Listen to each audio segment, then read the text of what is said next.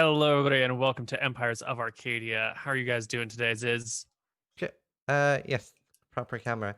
I am excellent. Thank you for asking. I am addicted to Terraria. Have been playing that. I'm totally not playing that right now. I actually won't be able to because I can't hear like fishing sounds while playing and doing this. So I will sadly not be able to continue doing this.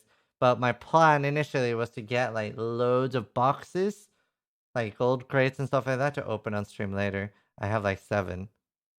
Yeah, so I'm excited for that. It's fun. Cool. What about you, Steven? What are you up to?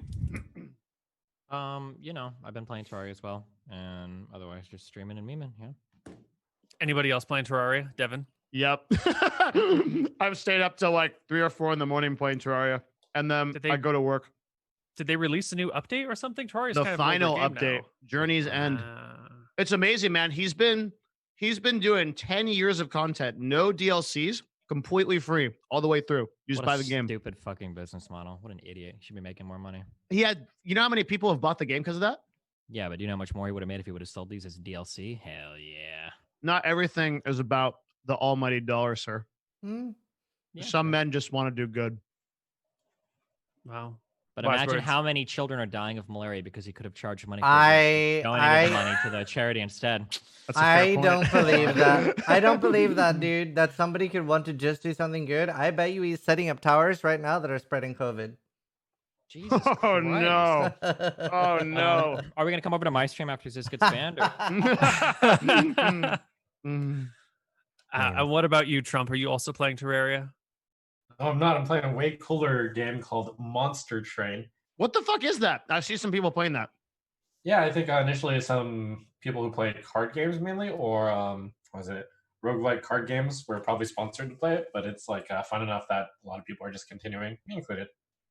Nice. Cool. That's always good Wow. when you get like a sponsorship that you actually enjoy. Mm-hmm. Yeah. Or what?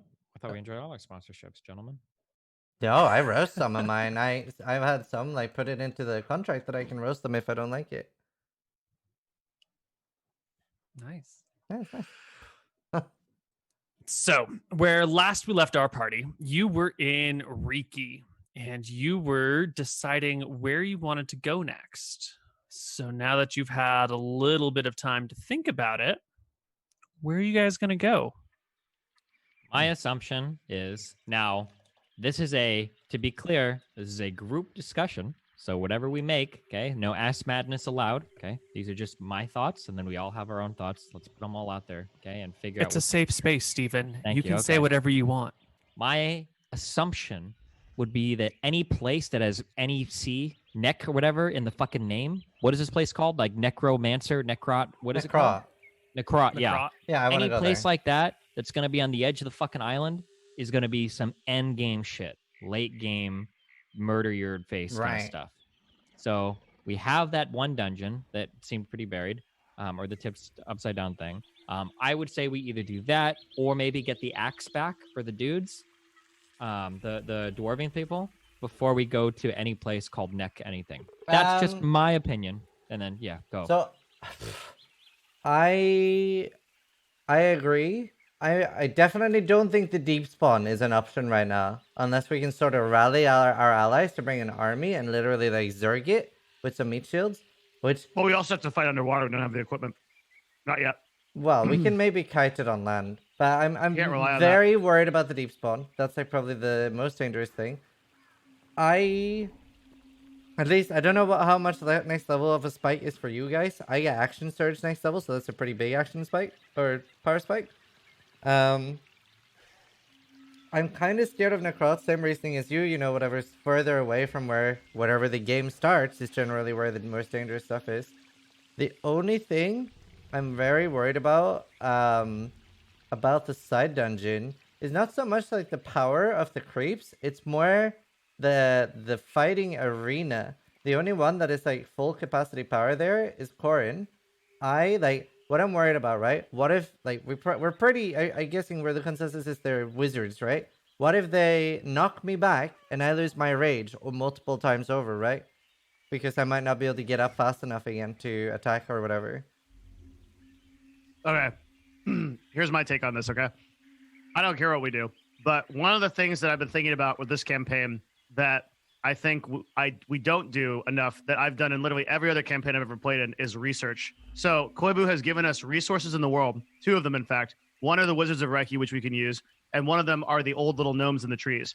Every single time that we are about to go to a fucking fuck your face dungeon, we should be asking these dudes what's in there, especially since it's thousands of years old. How powerful is it? Like, you want to know how powerful Necrot is, go ask people that know, right? That we have those resources on the island. We should be spending a lot more time figuring out how difficult these challenges are and becoming more prepared. Because like the only time we really get fucked is if we like march into an encounter and have no idea what it does. And like Koibu provides those resources, we should use them. That's my opinion. Yeah. We already are doing that a little bit with you did I requested from Reiki to figure out what the undead were, and we should be able to get. But also Reiki, from Ember's Keep, we have a scout. Remember, already checking out Necrot. Yeah. So I am honestly probably in favor of going for Necrot first, and then I would love to get level 7 before we do the sideway dungeon. Necrot is also not part of the main quest, which leads me to agree with Steven. That's not true. Wait, what? Necrot is the main quest, isn't it? That where the that's where more tablets are. Oh, okay. Yeah. All right. So it is part of the main quest. So it's part of the uniting quest. Okay. But well, again, I think we should ask people how tough it is, right? Riki knows. So we asked. Well, I don't know. We can ask Riki if we want. We asked the people about an Ember's Keep, but they said that they died every time they go near there. Then we asked them to send a scout, so we'll get some more information. Yeah. Yeah, and here's the thing about research. I agree with you; it's really good, but the research we get is all about data from like 1,000 years ago, I think. And is that useful to us? There has to be a way to figure it out. Like, certainly for the side dungeon. There is, right? Because it's like, well, 1,000 years ago there was 3 wizards buried there. Okay, we know there's 3 undead wizards in there, and and we know what caliber wizard they are. They're super strong, right? Type of thing. Pretty good point. Yeah. Necrot. So, if something in both of these cases, we're dealing with something that was once living and is now dead. So if we figure out what it was when it was living, it makes a really big difference if it was a level 15 caster, then it died. Or if it was like a level 2 fucking goblin, then it died. And then it is coming back as like a fucking undead guy. Wow, this is a serious 5-head moment from you, Devin. What? This is really smart. I like it. Oh, shit. Thanks. Well, I think we might base our decision around what we hear. So last time we were... that's what I want to do. About this side dungeon. Let's hear it, Riki. So Koibu, we asked the wizards as part of the trade last week to give us what information they have on Necrot and on the side dungeon on the ice place. Right. Yes. So you've taken some time and they have consulted their sources as you guys have chilled here in Necrot, taking yourself a nice long rest. And when they come back, they will tell you that thank you very much. The ancient archives speak of a tomb of queens from the old Western Empire that whose center was in Acropolis and whose tombs were in Hearthhome. According to these records, there are 5 denizens of significance in this tomb, 4 queens and 1 king. And you will have names for these. One of them, hold on, let me see. Celine was known for overseeing a significant golden age of the old Western Empire. It's not really clear what that golden age was, but it was some sort of golden age that she oversaw. She has no like military or magical training. She was just like a good leader in a good time. Think Abe Lincoln, but with less civil war and assassinations going on. Oh. That's one of the queens. The one king here, his name was Frederick. He was assassinated by some baddies after being like a pretty good king, but is more seen as a rallying symbol for the people that had become an enduring and iconic moment of being beset by all enemies. And this this king acted as a symbol, and it continued long after the enemy. You don't actually need to hear that. You don't need to hear that. You don't need to hear that. That's fine. Yeah. So they will say that the king in here is just some guy, some pretty good king that was a rallying symbol for all the people. And these are the lesser of the two members of the crypt. The remaining three are fairly significant leaders. There is Joan, who was man, I wrote this in my language. Hold on, let me translate to people telling you cool lore. Let's see. Joan was a leader by example. She was reputed to be graceful and articulate. She was known for her archery and her horsemanship. She was excellently skilled in military matters and was famed for excelling in a guerrilla war against a much larger invading force. She's known for leading patrols herself to survey situations firsthand, and had the moniker Phantom of the Forest by her foes because of her ethereal bow and leather armor of phasing. Keywords here. She would vanish, appear somewhere totally different, fire, and then vanish again. Her bow was buried with her, as are most other things. Usually a leader is buried with all of their loot. But her armor was gifted to another more deserving person. Eventually, the armor fell into the hands of a foreigner, and it left the continent. She did have a magic dagger, but it was stolen during her burial. The culprit was eventually caught, and the dagger returned and buried with her. And that's all that the archives say about Joan. Next up was a queen by the name of Xena. She was the first ruler of this land, of this Western Empire, founded it by bringing unruly tribes together through diplomacy and war. Over the years, her equipment was called upon by the people of the Western Empire over and over again, and returned to her after it had ended, after their need for it had ended. And the last leader is Seraphina. She was the latest and greatest of the queens. The archives here say that she was just buried. So whatever source these archives pull from must have ended right after she was entombed, because it talks about this as if it was like last year. She was known to be a powerful wizard and was buried with her signature magical items. Yeah. So this is the quick and dirty lore of what's going on in here. 5 people, 1 king, 4 queens, 3 people that are like trained in combat and warfare, 1 spellcaster, 2 warriors, you would call it. And many of them are buried with magical equipment. So that fight's going to be nuts. Yeah. These Riki people are a family of wizards, pretty much. So we want to ask them more about this queen wizard. She should be pretty famous, right? She should be. The problem is that our surviving records have been copied from older surviving records, which are copied from older ones, which are older ones, and the amount of information about her is just sparse. By our best guess, she died and was entombed shortly before, perhaps right before, the storms came and the mountains rose. So there was not a lot of time for people to write down her stories and legacies and histories. What we do know about her is that she was a powerful sorceress who had, what is the term? Scavenged? Gathered together various pieces of magical equipment in order to enhance her leadership abilities, he says in like big air quotes. No idea how strong of a wizard she was. Was she known for any feats? Did she create anything really cool, like change the weather, or like fireball an entire army one time, or like anything crazy like that? It's a great question. Let me take a look. Usually, like queen wizards have historical feats that they might have accomplished. Yeah.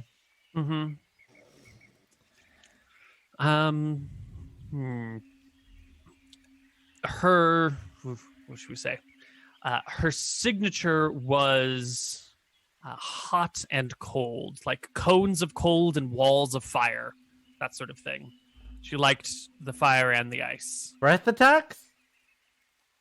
No, Basically, spellcaster, similar. no breath attacks. But Is cone there- of cold is almost a breath attack. It's basically a breath attack. I mean, it's a cone of cold, right? Yeah. A breath weapon's also a cone. of cold. So, you know. Six Is of one, there- half dozen of the other. Any indication as to what may have animated these things? What like why they? Because they're obviously not. They obviously didn't do it on their own volition. They're not powerful enough, right? Hmm, And, right. and they wouldn't be stuck in a tomb. So something animated them. Is it known across Bravo? Were there other undead that showed up when the mountains rose? And Anywhere? the storms came? When the storms came and the mountain rose, life was thrown into chaos. Monsters arose from all over the place. It was a very dark time in the world, indeed. Was that your favorite sentence? There's not a specific undead correlation. However, if this is supposed to be a tomb of the great kings and queens of the Western Empire from 1,000, 2,000 years ago or so, it's perhaps their very presence themselves might be protecting their place, their possessions. It might not be a a fell source of magic rising them. It might just be their own individual powers. How do you say?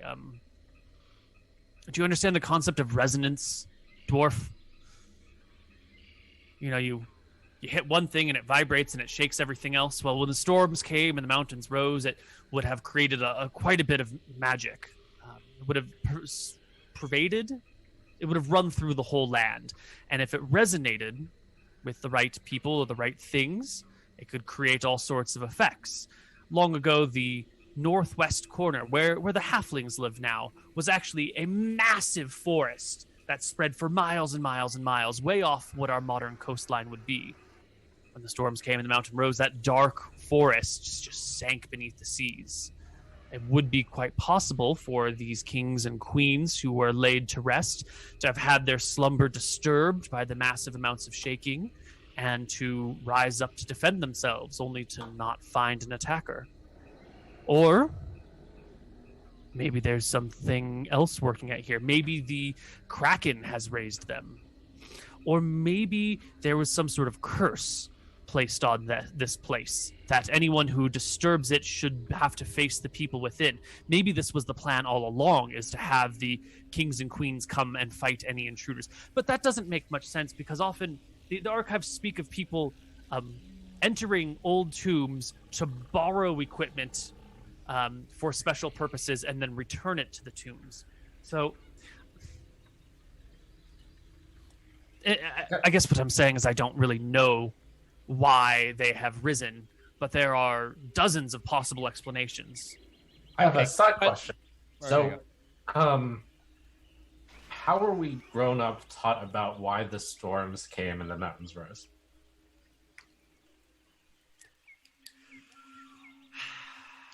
Because people became greedy. Clerics in particular, reached a little too far with their powers. Before the storms came and the mountains rose, they said that the dead could be resurrected and continue to live their lives again.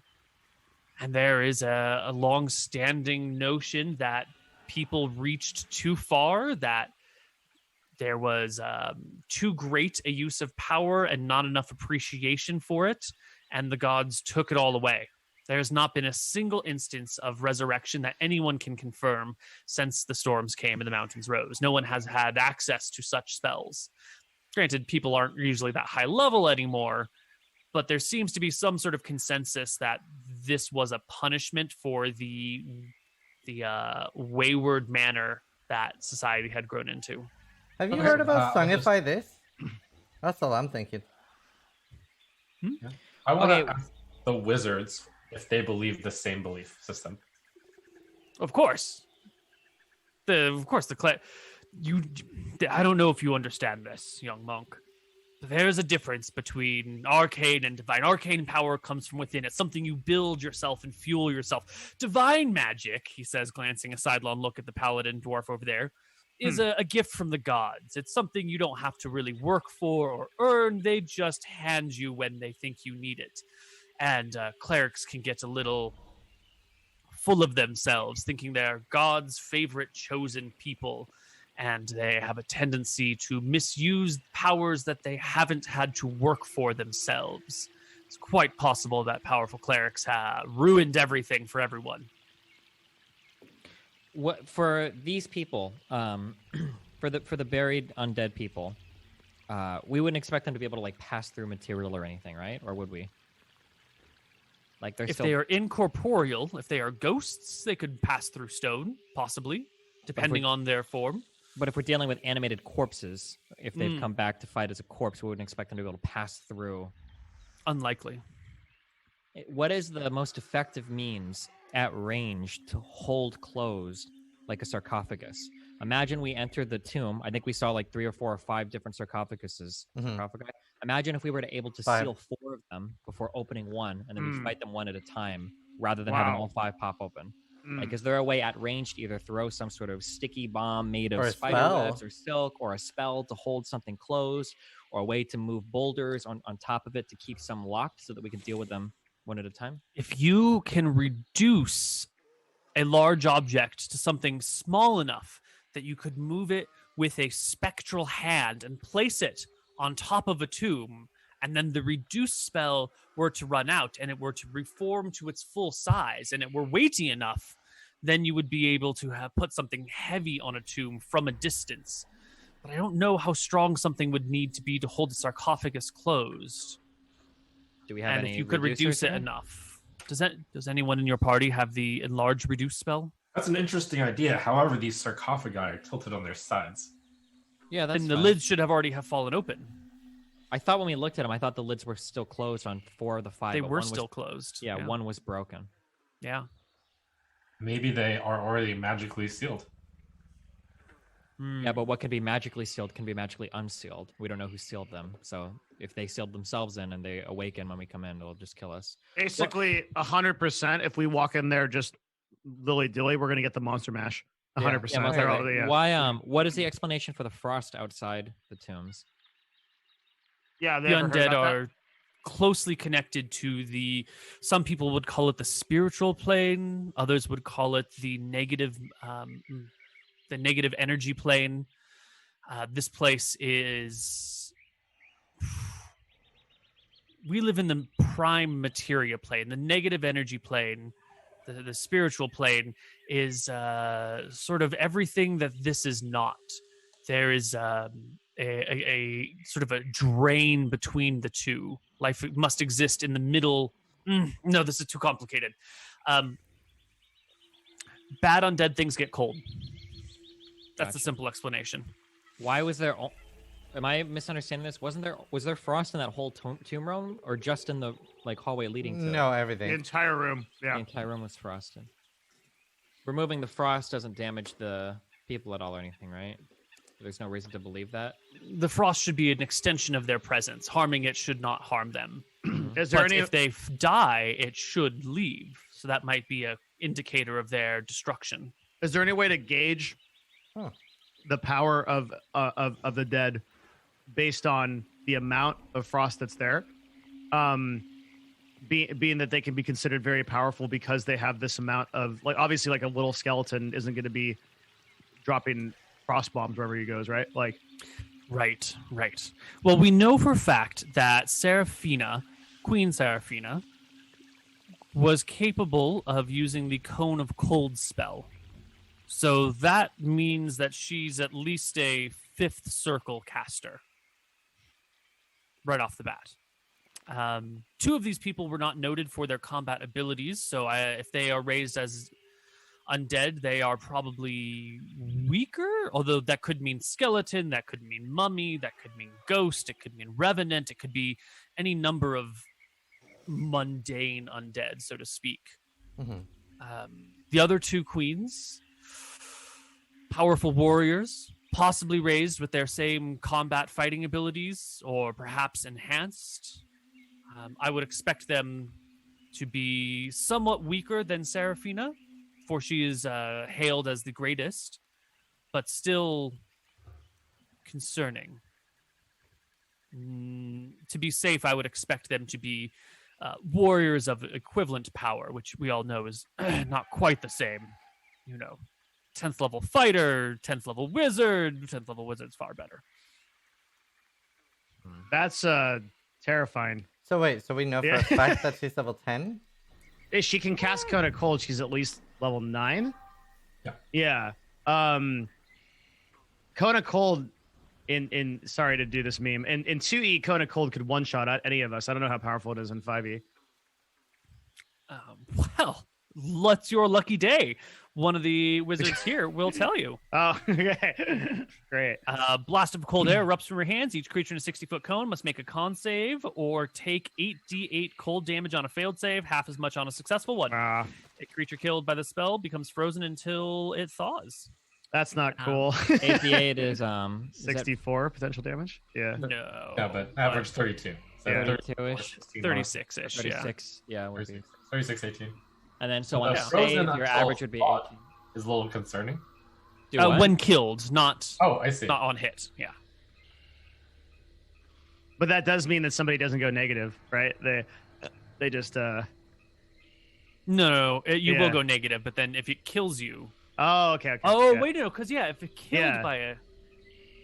Yeah, I Okay. guess if you Killed drop by to this- 0. Yeah.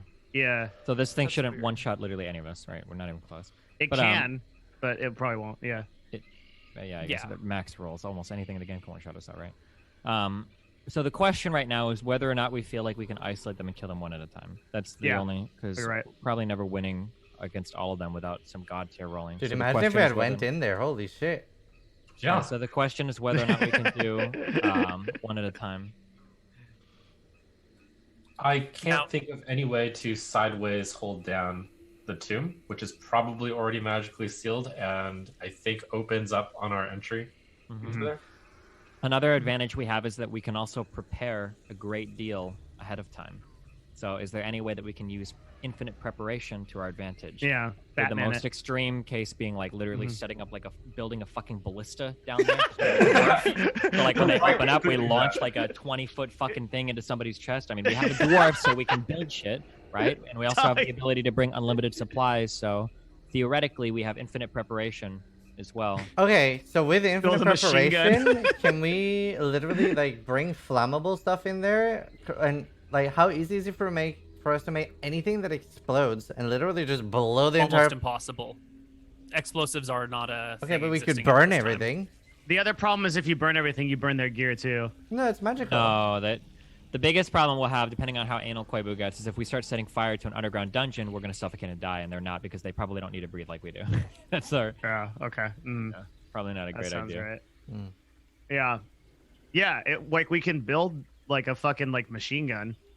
Is there then like the completely roundabout way to do this is there any possible way that we could like undo, like say these guys are cursed, instead of doing it intentionally, could we lift the curse so their bodies are just dead? Would there be any way for us like would the gnomes know? Here, wait. Can we ask the wizards if they can scry in and literally just like look at it themselves? We can tell them exactly where it is. Oh my I god. was trying to get to that. Mhm. We can scry on the outside of the crypt and found it, and have scryed on various parts of the inside. Do beware that there is a man scorpion within. Yeah, we know about that guy. Yeah, we should check However, that out. He's not very Our nice. scrying has been blocked within the tomb itself, which is in line with Queen Seraphina. It says here her magical items are mostly in a defensive capability. That's the problem with wizards, is that if they're taken by surprise and our defenses are down, we're a little bit soft. Her magical items are designed to be defensive in nature, and it must include an amulet of non-detection or something, which blocks scrying in a large area around you. So we have tried to scry in, but it has been blocked. See, I feel like if we could literally like, I honestly think we could take her down in one turn if we like cut the jump on her. No. If we have preparation. Yeah. Yeah. Mm-hmm. That's right. But like it has to be done well, and we have to understand what's going on, because like if we're slightly off on some things, then we could literally all just die. Like for instance, if she comes out of a sarcophagus and she like flies to the top, and we're just like, oh, and then Yeah. she just AoE doesn't we die? Like, oh, well, Yeah, we're that's fucked. what I'm worried about. That's why I've been so like uncomfortable taking this fight, because I feel like the only one that's at full capacity is you. Mhm. Why don't we just go do something else for a while? It sounds like we- fucking. Why should we Well, fight the thing is that we have two really huge advantages. One, well, the biggest advantage is that we get to choose how to prepare the fight, which is very, very, very rare. And Yeah. the majority of the time that we lose fights in D&D, at least in 5th edition, across from my experience, is just because the enemy team is better prepared. So they either get the jump on you, or they've got some bullshit set up, etc. That it's like, oh, well, fuck me, I guess. They already had like all of this set up. But now we have the opportunity to be in that position. Okay, Super how true, about super true. how about is there like I this might be a super Papega question. I have no idea. Is there a way to make some sort of net that's blessed so it'll have a harder or a better time holding something undead? So best case scenario, as soon as they go out of their tombs, we throw some sort of like blessed chains on them, and then just go ham. That's as dumb as your whole idea. My whole idea. Wait. Okay, wait. After they answer for this question, do they have potions here? They have some potions, right? A few, yes. A few. Have they ever heard of potions of spider climb? Yes. If we have 3 potions of spider climb, that puts the entire party like ready to fight. In You could like optimal scramble setting. all Yeah, over the because walls. They could just My you guys whole can just kill the walk. dragon. What? My whole kill the dragon. he's upset about my comment on this hole. Yeah, that's true. Oh. Yeah, I love your holes. Those are in all of them. Wait, so spider climb effectively, completely and totally eliminates the disadvantage we have with the odd shape of the room. Yes. Well, So- not my- necessarily true. My I- problem is a 10th level wizard doesn't have a disadvantage. like A they 10th just- level wizard they- is probably squishy as fuck, unless for some reason Koibu rolled him with 7,000 HP. What kind of arcane focus does the wizard use? Do they have to be holding something to cast spells? It's not specified in the books, but there should be some sort of arcane focus on her. If you could eliminate it, that would probably, hopefully, stop her powers. The problem with most undead is that they're immune to mind-affecting spells. So spells like Hold Person or Charm or Energy Drain, those things have no effect on undead. Well, The problem is, okay, so here's the thing, okay? If she can cast 5th level spells, it's not Cone of Cold it's not just Cone of Cold that we have to worry about, Yeah. okay? Like, she could cast, like, what else? They said Wall of Fire was one. That fourth alone level. is, yeah, and there's, isn't Cloud Kill a level 5 spell? I don't know. Cloud Kill just wipes the whole party for example. Like a 10th level wizard is a party wiping. That's the special forces of D&D. Like that's gonna be the Navy SEAL. Don't worry. I think Cloud is Kill's it? chill. That's concerned in 5e. Huh? Yeah. Cloud, it's only- Cloud Kill is 5d8. This isn't even close to wiping the whole party. Yeah. I don't understand. This is Wait, I thought that spell super. I see. this is just a fragile dragon. Oh, really? Are they nerfed in? Are they that nerfed in 5e? They're not that Cloud strong. Kill is 5d8 poison damage. Yeah. Oh, it's literally save or die in 2e. Mm-hmm. Yeah, it's so- save or die. Yeah, it's fucking insane. Yeah. Okay. God damn. All right. Huh. Do we have any reason to believe that these wizards are like tankier than anything else? Oh my god. Also, the gravity in this situation makes my disarming attack like broken. So for instance, if the archer is fighting, if he's like at the top sarcophagus and I use a drop attack on him and force the bow to be dropped to the ground, it's literally going to fall like 100 feet. Like he'll have to spend a whole full turn just running back to the bow to get it. Otherwise, just fighting hand to hand until then. That's true of anybody that's using a held weapon. Unless there's some legendary resist against drop disarming attack. If they're holding a weapon like that and I force them to drop it and they're standing on like the side of the wall or whatever, then that will drop all the way to the base of the dungeon and I'll have to walk down there and get it. Yep. So Also, keep in mind so that it even comes- if it is a wizard that's 10th level and they have these god tier spells, they only get 1, right? They're still limited on spell slots, unless it's a legendary stack for some reason. They get like 20 Is spells. that wait? Is that true? Well, how many spell What? slots of highest level do you have when you hit level 10? A lot. Well, and that's assuming she's level 10. She might be higher. So we just know she can cast level 5 spells. I mean, she's at least level 10. Level 9, at least level 9. Yeah, so I was level saying, 9 gets 1 5th level spell slot. At level Really? 10, Only? they'd have 2. Hmm. And then in order to get 3, they'd have to be level 18. So they're not going to have like with her infinite numbers. signature spell, she probably casts it a few times, which means I would guess 10. Yeah. Sure, maybe, yeah. Furthermore, I mean, you'd probably be more well known for a 6th level spell if you could cast that, so maybe she doesn't know that. So I think it's fair to peg her around 10. Yeah. That said, though, I think it's like a 4-on-4 fight where they have just higher level characters. Yeah. 4-on-5. Well, one's missing, right? One. We saw one sarcophagus open, unless that was a glitch, but I don't think it was. Ah. Right? One was open, yeah. This is a retcon. Yeah, so it's basically a 4-on-4 or a 4-on-5 where they're higher level characters, but the advantages that we have are infinite levels of preparation and possibly being able to divide them, although I don't know if we can do that. But the preparation is something we have, but it's up to us to decide whether or not that's enough to overcome a potential difference in level. Do you have any prisoners? Why? Prisoner? Wizard. Or what? Send someone in first. See what happens to them. That might them die. also remove some of our advantage. Yeah, what if they like wake up and they're like, "Bleh," and then they run around? It's my belief that they would probably be magically protecting the area, so they would probably just return to their coffin. Well, That's yeah, my but guess. it might be interesting to see what happens, right? So, for instance, if you send one person in and he walks in with a torch and literally all 5 pop out simultaneously and eviscerate him, then it's like, oh, well, okay, fuck that. But like, if like, one comes out and shoots a shot and then goes back, like it tells us, or if nobody comes out, yeah, I don't know. It's just information gathering. You're basically testing to see what they can. Where are we gather. gonna find like a dude to do? Like, can't you just like send a cat in there or something? We should 100% fight Koibu if he argues with us. We should be able to grab a hunter from Yaka and do it. Wait, We've that's done so evil. So much work in No, terms we're of not going going around. to do that. We're going to send a random orc instead. Yeah, exactly. We should How are just we going to send get an orc in to do it? subdue them. Stab him in there. Just what? Push him in. We have to carry him throughout the entire dungeon, jump over the holes with him, carry him forward, like get him to chill while we kill the man scorpion. We can put him in the bag of holding. Against his will? Yeah, stuff him in there. The only thing I would be really, I guess if you knock him out first, maybe. I don't know if they can, he could like break our items in there if we have anything of importance. I guess we don't need to, but do you feel, Koibu, on a meta level, how do you feel about people being transported in a bag of holding? I feel like you want to punish this really hard.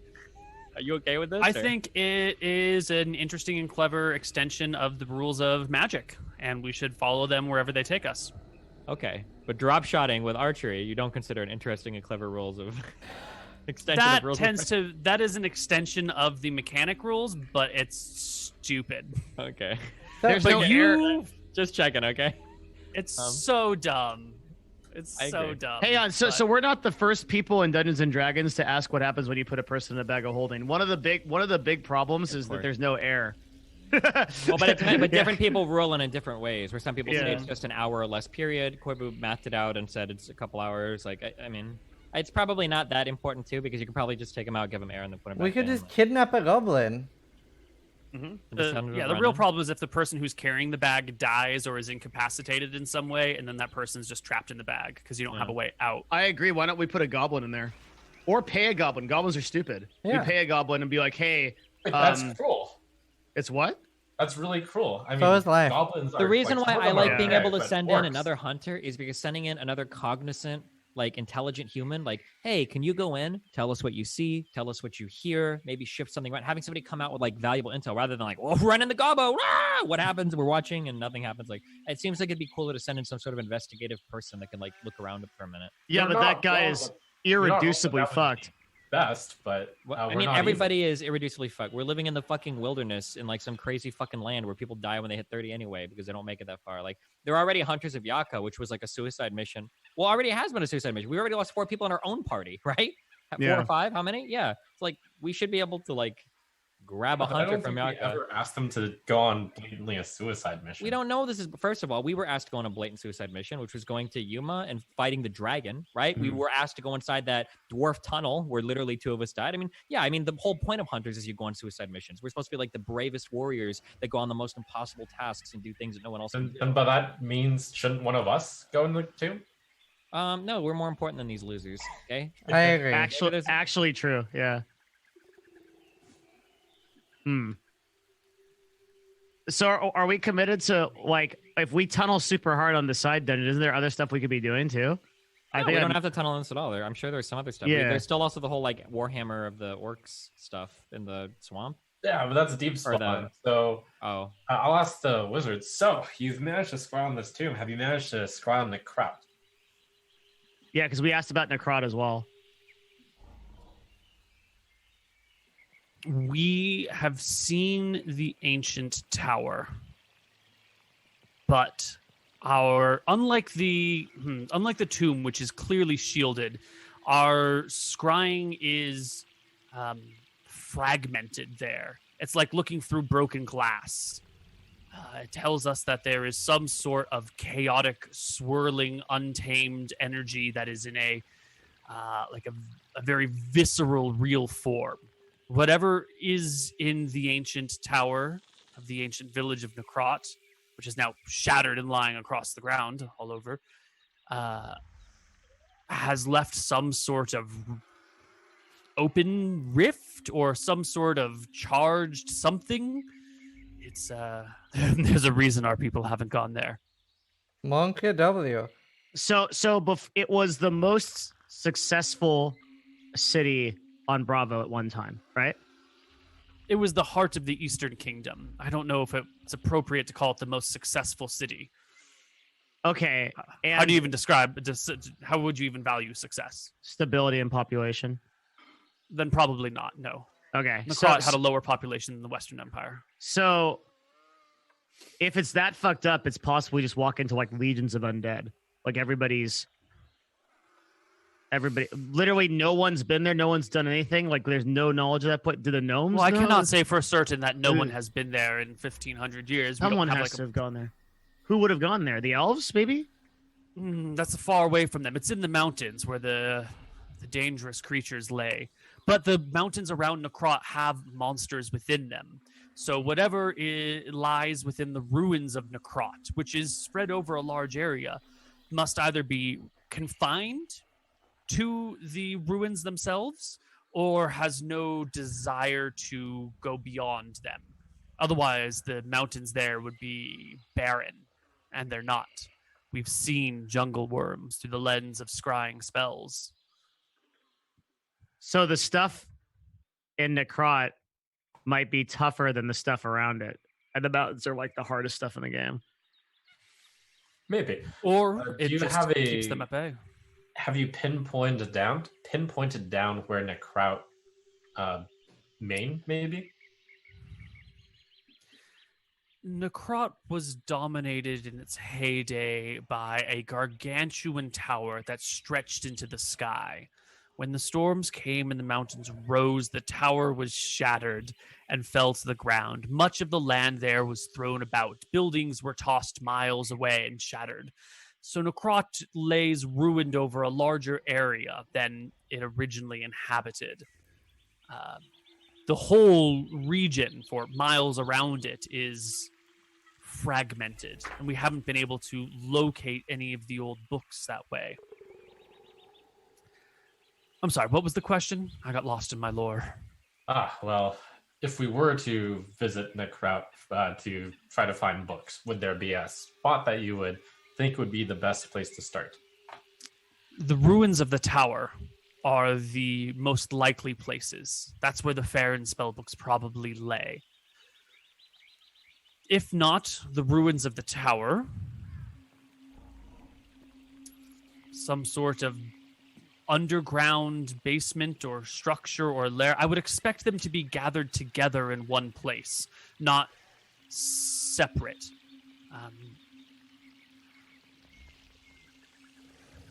So it feels like to me that we just like we kind of have a meta problem right now. Like everything we have to do is like really high level.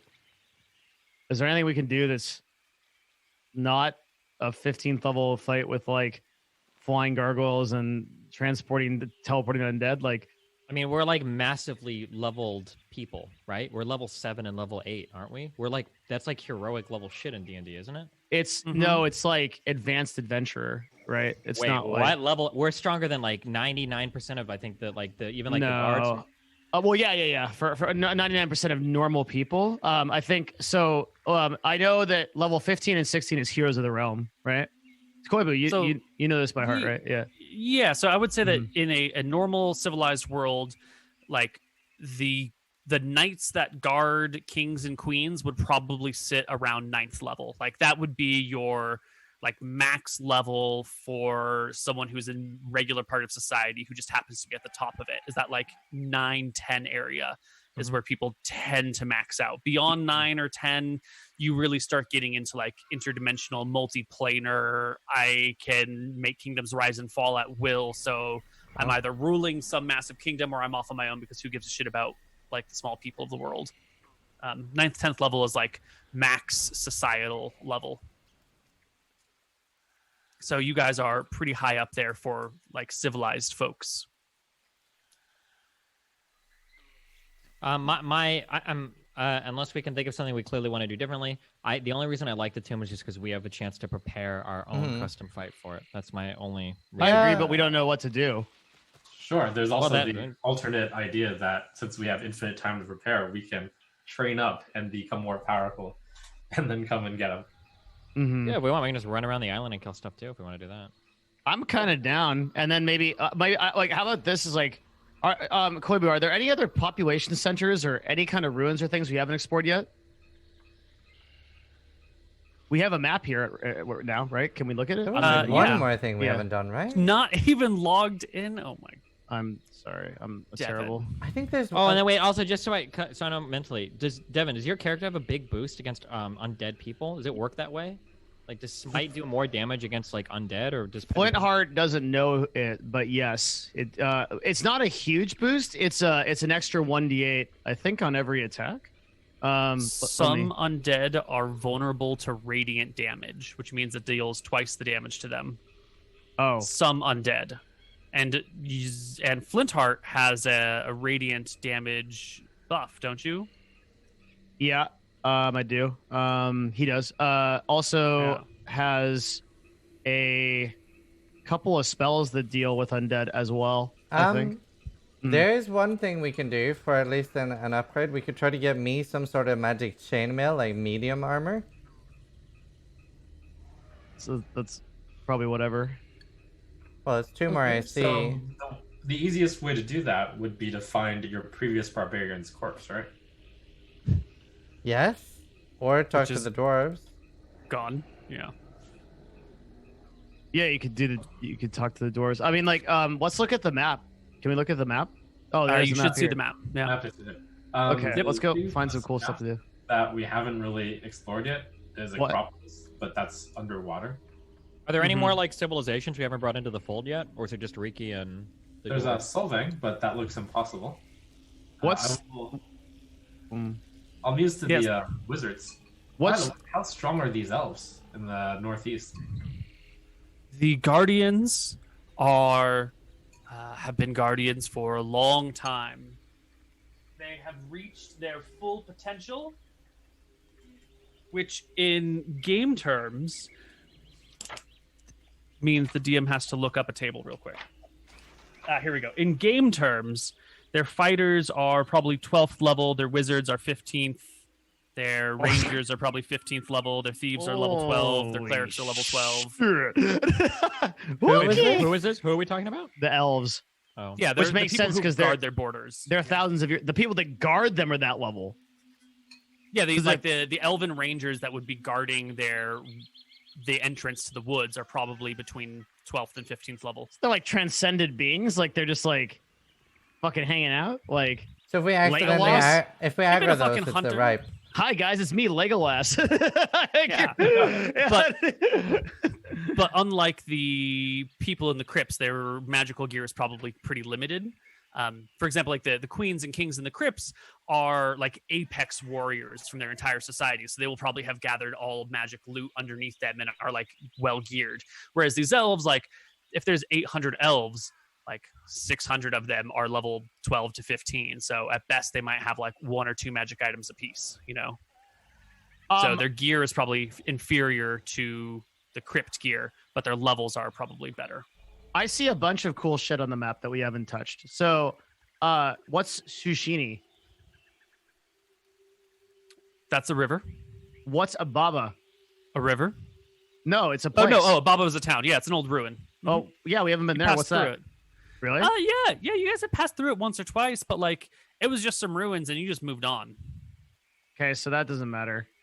What's Dorak? Can you Wait, ping real it? Oh, quick. yeah, you've been Wait, to what Dorak. Koibu just said didn't make it sound like it was just some ruins. He made it sound like we didn't investigate it. Just if you didn't catch that, yeah. Okay. It might just So- be some ruins that are shit. Ababa. Ababa and Dorak are relatively recent ruins. Other city-states like Shang that thrived for a while and then fell apart and collapsed. The Okay, entire top right my of the vote- island. My is vote elves. right now is we go to the dwarves. I've got 8 pounds of dragon scale. Maybe Yeah. that's enough to make a new medium armor for the one guy. Let's do that. If we don't know what else we want to do, I vote for that. Yeah, and we still have some. We still have some magic item stuff, right? Yeah, but who cares about that? Well, the dwarves might have something we can trade and get like better Yeah. magic items for like anyone else in the group. Maybe. Well, Yeah, let's go to Blue Steel. Yeah. And then since You- they're dwarves, maybe they'll have ideas for traps or something. Yeah. Ooh. Or Flintheart something did to do. mention other people who might have information, and the elves are very, very long-lived. If it's been 1,500 years since the storms came and the mountains rose, that's like 1.5 elven lifespans. So, Oh You shit! know- So a lot of them were still alive when they. I mean, the elves tend to live about 1,000 years, and it's been 1,500. So, the children of the people who were alive at that time would be alive. Can we get? How does is there such thing as holy water? Yeah, totally. What Really? What does that do? 2d8 damage to undead. Wait, can we like? Cool. Can we just No, like, 2d4 damage to undead. I'm sorry. Can we just like bless holy water, or how does that work? You need a The priest to cleric. cast Create Water, and one to cast Purify Food and Drink, and one to cast Bless all at the same time and create a whole barrel of holy water all at once. Are there priests in Riki, or are these just wizards or whatever? There's clerics in Yaka. They could create holy water. How Really? much? Wait, like infinite amounts of holy water, or Yeah, theoretically. What? Oh. Could we Okay. just like? this sounds really lame, but like, could we wait for like a rainy day and get like a whole pit full of water and just start slowly filling the dungeon with like? They create it. So they create water with a spell, they purify it, and they bless it all at the same time. We're using 3 clerics together. So they could, in theory, like fill up a barrel of holy water for you. And then you could like Actually, roll like, your barrel of holy water. Am I able to Oh. like? Can you dip a sword or an arrow in holy water? and No. fire? Let's think bigger. Yeah. You brought up It'd the fall wall off. set. Let's set up a catapult of holy water. Well, not a catapult, but like you can It's like- legitimately hang like maybe we could rig a trap then with holy water so that like if a sarcophagus opens, like it pours. Right, we know exactly where they're coming out. That Well, sure. Yeah. The problem is that we suspect that So- if you enter the room, I suspect if you enter the room, It the triggers. options all open and they kill you. well, that's why we need to send in a ranger first to check. Well, we can almost be certain that's what happens, right? Okay, so the reason I wanted to do something along the lines of a net or having some, actually maybe talk to the Reiki guys and see if we can get something to restrain a spellcaster even temporarily, is like Destiny said, I don't want her teleporting away and starting to one-shot us. If we can like restrain her even for 1 round or half a round, I don't fucking care, and we can just nuke her, squish the ass down before she gets her defenses up, that gives us the advantage. The problem is you don't want to rely on like a roll where it's like she makes her reflex save and then just runs away and then we're fucked. Like it's much better to have like a barrel of holy water because that's like a guaranteed, like that shit is going down there and it's gonna But fucking. That's only guaranteed 2d4 damage. No, it's a barrel. It's a fucking ocean of holy Yeah. water. It's gonna do like 2d4 times 5,000. My And then guess it- is Koibu isn't going to let us literally dump like a barrel of holy water to do 50d4 damage. Why not? Are Will you? Would you? Can we do that? How does that work? I mean, He figure rewards- it out. Like if He if rewards you people that can- think this through. Yeah. Yeah, so let's say you somehow managed to put an undead creature into a 5x5 by 30 pit, and you then just dumped an entire mountain of holy water so that they were like up over their head of holy water. It would do more than the 2d4 damage that it does, right? So it's generally the amount that you can get on a person in one round is like a flask of holy water can reliably be thrown and impact on someone and break, and we'll do 2d4. It's getting more water on them at once that's a problem. So if you got like 5 people with 5 flasks of holy water and they all hit, that'll do 5 times 2d4 damage, right? Mm-hmm. So if you can find a way to submerge them in ungodly amounts of godly water, yeah. So we could literally just fucking put her in a barrel. That'd be great. Put her in the You want bag to of holding. grapple an undead and suplex her into some water? Oh That'd be my metal as god, fuck. can we I fill was saying up that as the a bag joke, of but- holding with holy water, then throw her in the bag of holding and just like... Shaking the bag of holding won't make the things inside of it shake. It's magical on the inside. Okay, but well, yeah, just We're gonna try to stuff a 10th level wizard in a bag of holding.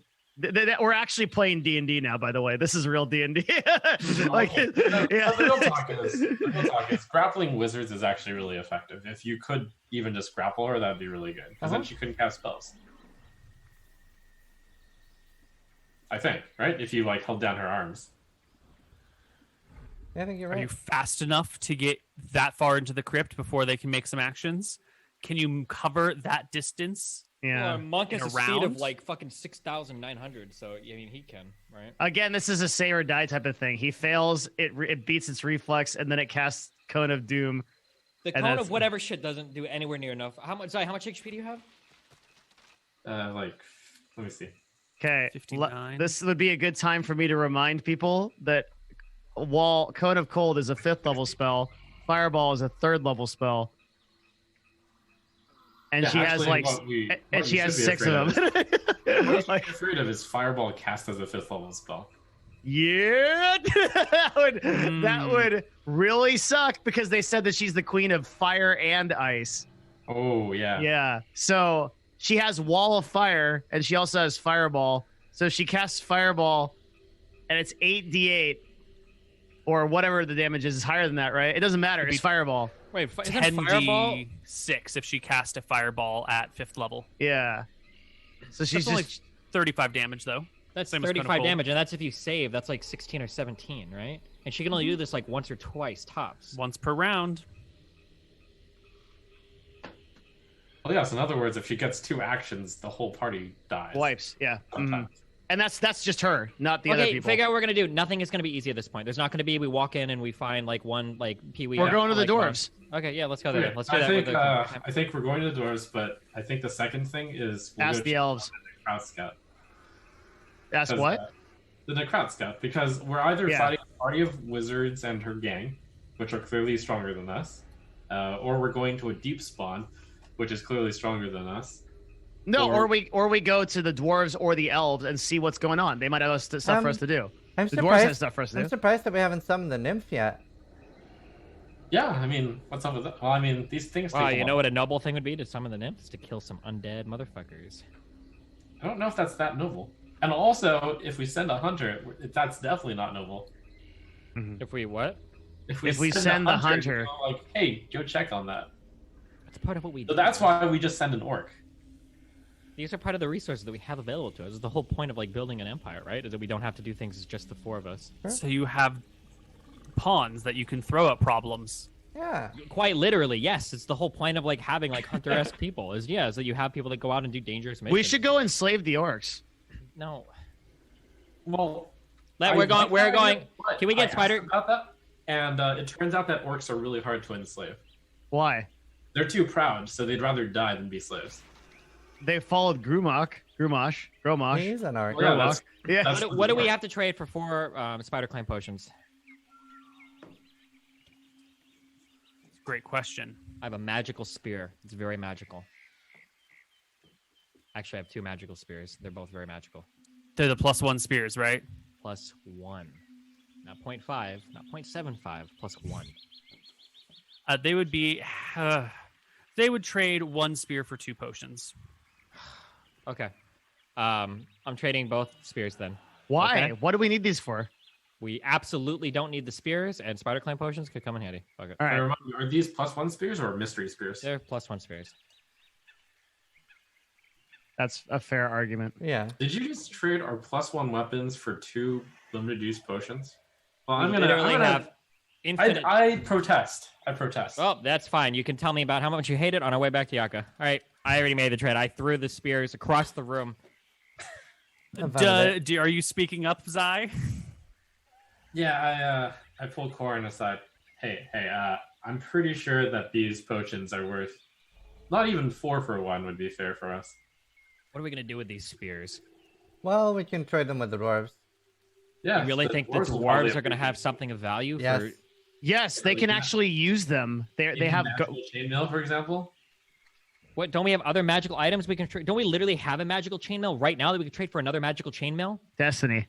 There's no reason we shouldn't do a trade with the dwarves because we have a dwarf, so we get an advantage on the trades, right? We're not going to get an advantage, and I don't see anything. I'll undo the trade then. Fine, whatever. Okay, we're not going to get screwed by the wizards. We're going to get screwed by the wizards. Well, the potions of spider climbs, I know for a fact, can be useful for us. I don't know what you think we're going to get magically from the dwarves, but maybe we will. Let's go check it out. Okay, I have my +1 spears back, I guess. Maybe we'll get a potion of spider climb. No, I mean, we 100% need to do the trade. Just ask to get 4 for 1 instead. Sure, can I get 4 for 1 instead?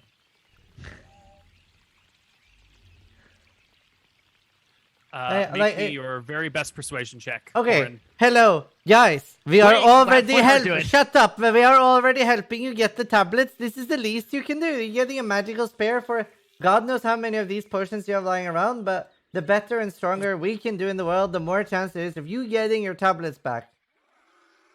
Each potion takes weeks and weeks of research and facilitating, and requires special components gathered from the jungles. And However, we are trying to be friendly here, and we do want you to succeed. So, why don't we do 4 for 2, and we'll owe you 2 other potions later. We'll do 3 for 1, and we'll owe you 2.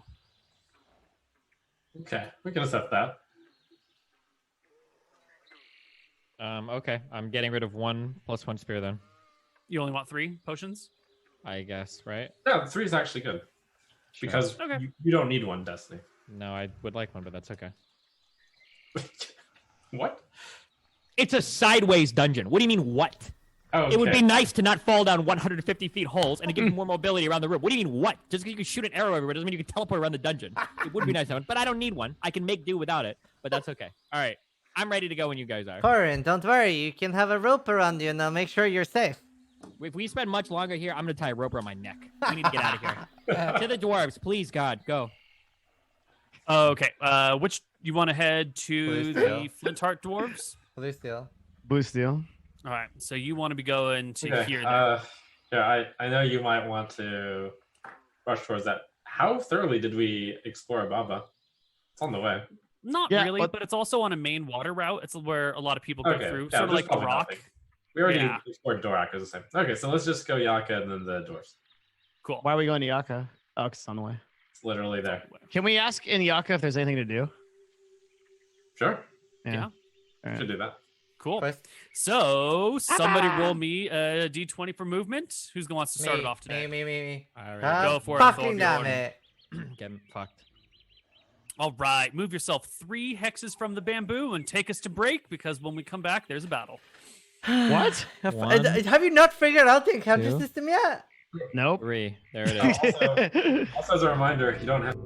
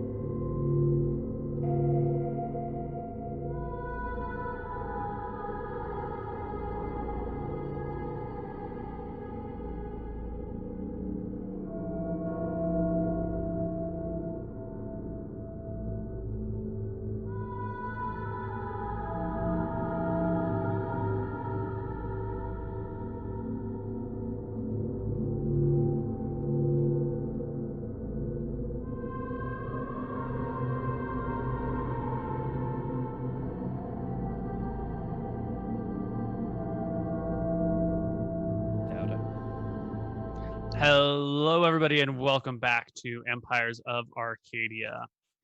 So, how is your trek through the jungle going? It's going great. There's no encounters at all, actually. It's pretty crazy. Really? Yeah, it's insane how that works and how there's absolutely So no safe. danger. yeah. That I seems wanted to- unlikely. I wanted to speak up about a little bit of like just random bookkeeping. So Devin, you got your call mount done during the long rest, right? Is that possible? That happened, yeah. Okay, great. Yeah, great. We got it back. And we got our bag now, right? Yeah, I got it back. Okay, so we got, and shit's in the bag. So the mount isn't actually, I don't know, we already spent a lot of time on strategy, so we don't need to do inventory management right now. Let's just go. What are we doing, Koibu? You're rolling me 2d6, Devin. I'm rolling you 2d6. God Why? damn it. Yeah, because you said that there's no problem doing anything. You said everything is fine. We're just rolling to 2d6. see how It's fun. how many Alright. trolleroos we're fighting. 2d6 liches. Here we go. Great, 7 trolleroos. Cool, Seven. nice roll.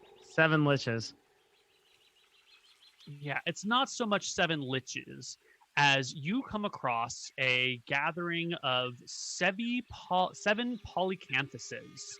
A what? Polycanthuses are a type of dinosaur. They've got like a big spiked tail at the back and armored plates over their body. They are typically herbivores, although they are very well armed and armored should things come to not herbivore situations, combat situations. Do they look like a stegosaurus? Kind of, not really. Like, here, I'm just going to show you. I'm going to bring an image of them to the big map so you can see a polycanthus. Where's it hiding? Here we go. Dinosaur Polycanthus. Maybe not Paula. This guy right here. You see him? Oh my god. Yeah, he's got the Yeah. big spike thingy on the Okay. back and the plates on his body. Armadillo. Sort of slow. No. Good thing they're herbivores. Well, yeah. at this point we should be taking like every fight, right? Yeah. What? Well, because we want to. No, you're right. I'm PhD. just shocked you said it. Yeah, hey man, hell yes, let's fucking do it. Yeah. Well, So you come across a group of Yes. 7 of them, and you're like, fucking murder them. There's 7. That's it. 7. Oh yeah, we're gonna die. Never Oh, mind. hopefully they're defending like a scary monster, Koibu. But Do we have a sense of like Well, I guess they're just big. Are they? How big are they? They are size huge, so they are 3x3 tiles. And you guys have been rangers for a long time. You have seen these creatures in the distance before. You have heard about them from time to time. Who's got the highest nature skill in the group? Whoever has got the highest should make me a nature check. Not me, by the way. Who has the highest int? Or literally anybody. Let's all do it. I will take 1 roll. Oh, it's mine. I got nature is lucky. literally +0, so Yeah, 16 like zero's the is highest. nice. A polycanthus has around 60 or 70 HP, 15 AC, 1 attack per round, which is its Oh. tail. Wow. So the attack is kind of devastating, but otherwise they're pretty simple creatures. Okay, I think the most important thing is how fast can they move? They have, despite their massively larger size, they're kind of slow, lumbering creatures, so they will have about the same movement rate as you, even though they are much, much, much bigger than you. Can you see the map I brought you to? Hmm? Yeah, so that's the situation that you find yourself in. These creatures are moving through the bamboo, munching on this, that, and the other thing. And you guys are coming up from the south, and you see them, and they see you. And this lead one will step into sort of like a defensive position and swish his tail back and forth as like a warning not to come any closer. And he'll give you some.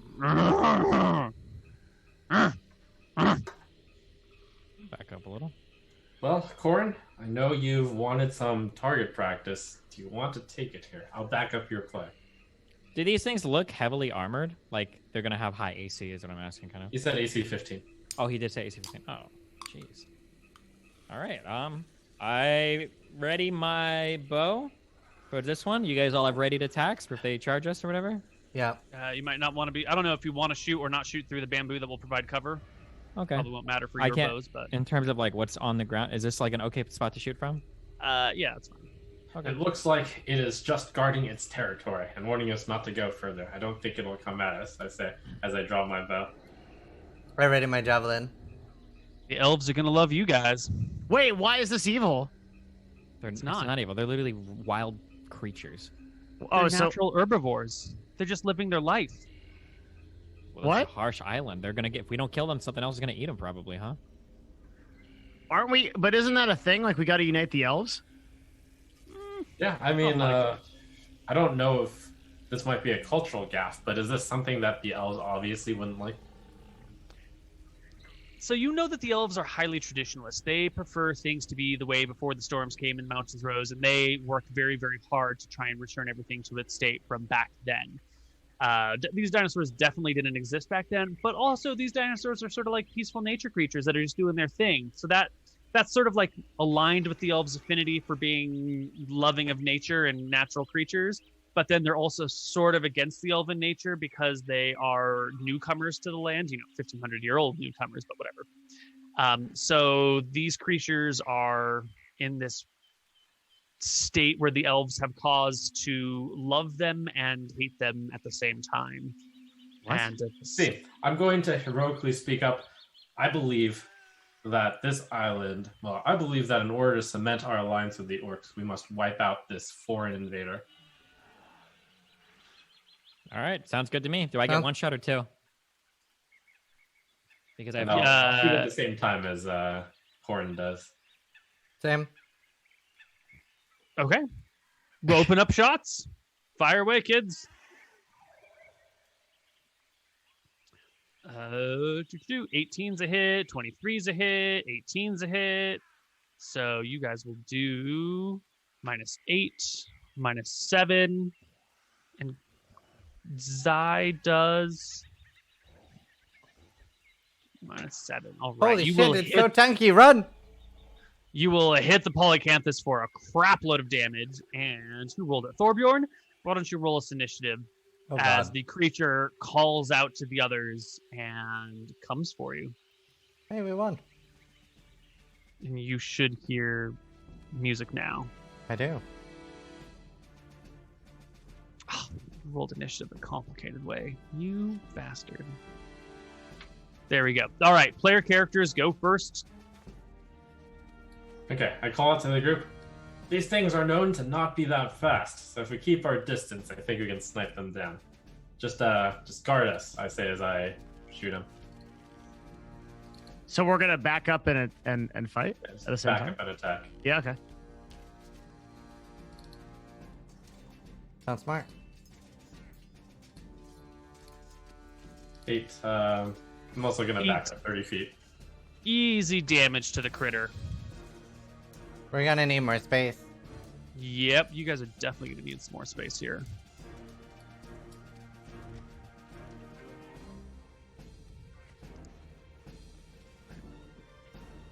We're going to do some weird shenanigans to create more space for you guys.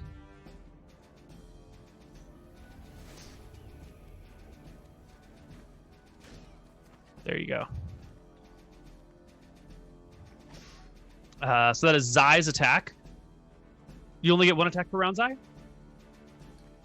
Oh, You don't get multi-attack? right. Another. I'm so used to it being just with the fists. There again. Ooh, great. Nice. An easy 13 plus your 8 brings it to 21 damage to the polycanthus. It is at about a third hit points here. Dying, trying to eat a little bit of grass. Oh, you're trying to make it real sad. I throw my javelin twice. Cries out the wounded creature. You miss both times. You have 5 javelins, right? So you should be down to 2.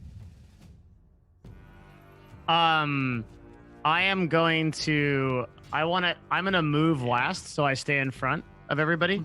But I will shoot twice with my crossbow. Which I don't do often. So give me just a minute. I think it's this guy. Oh god, this is why you don't shoot with your crossbow. Is that plus 5 is right. Yeah, because crossbow Yeah. uses your dex plus your Yeah. proficiency mod, and your dex is only 14. Bonus action, Shield of Faith. And Right. Would you I'm put the just- Shield of Faith in chat? yeah. Thank you.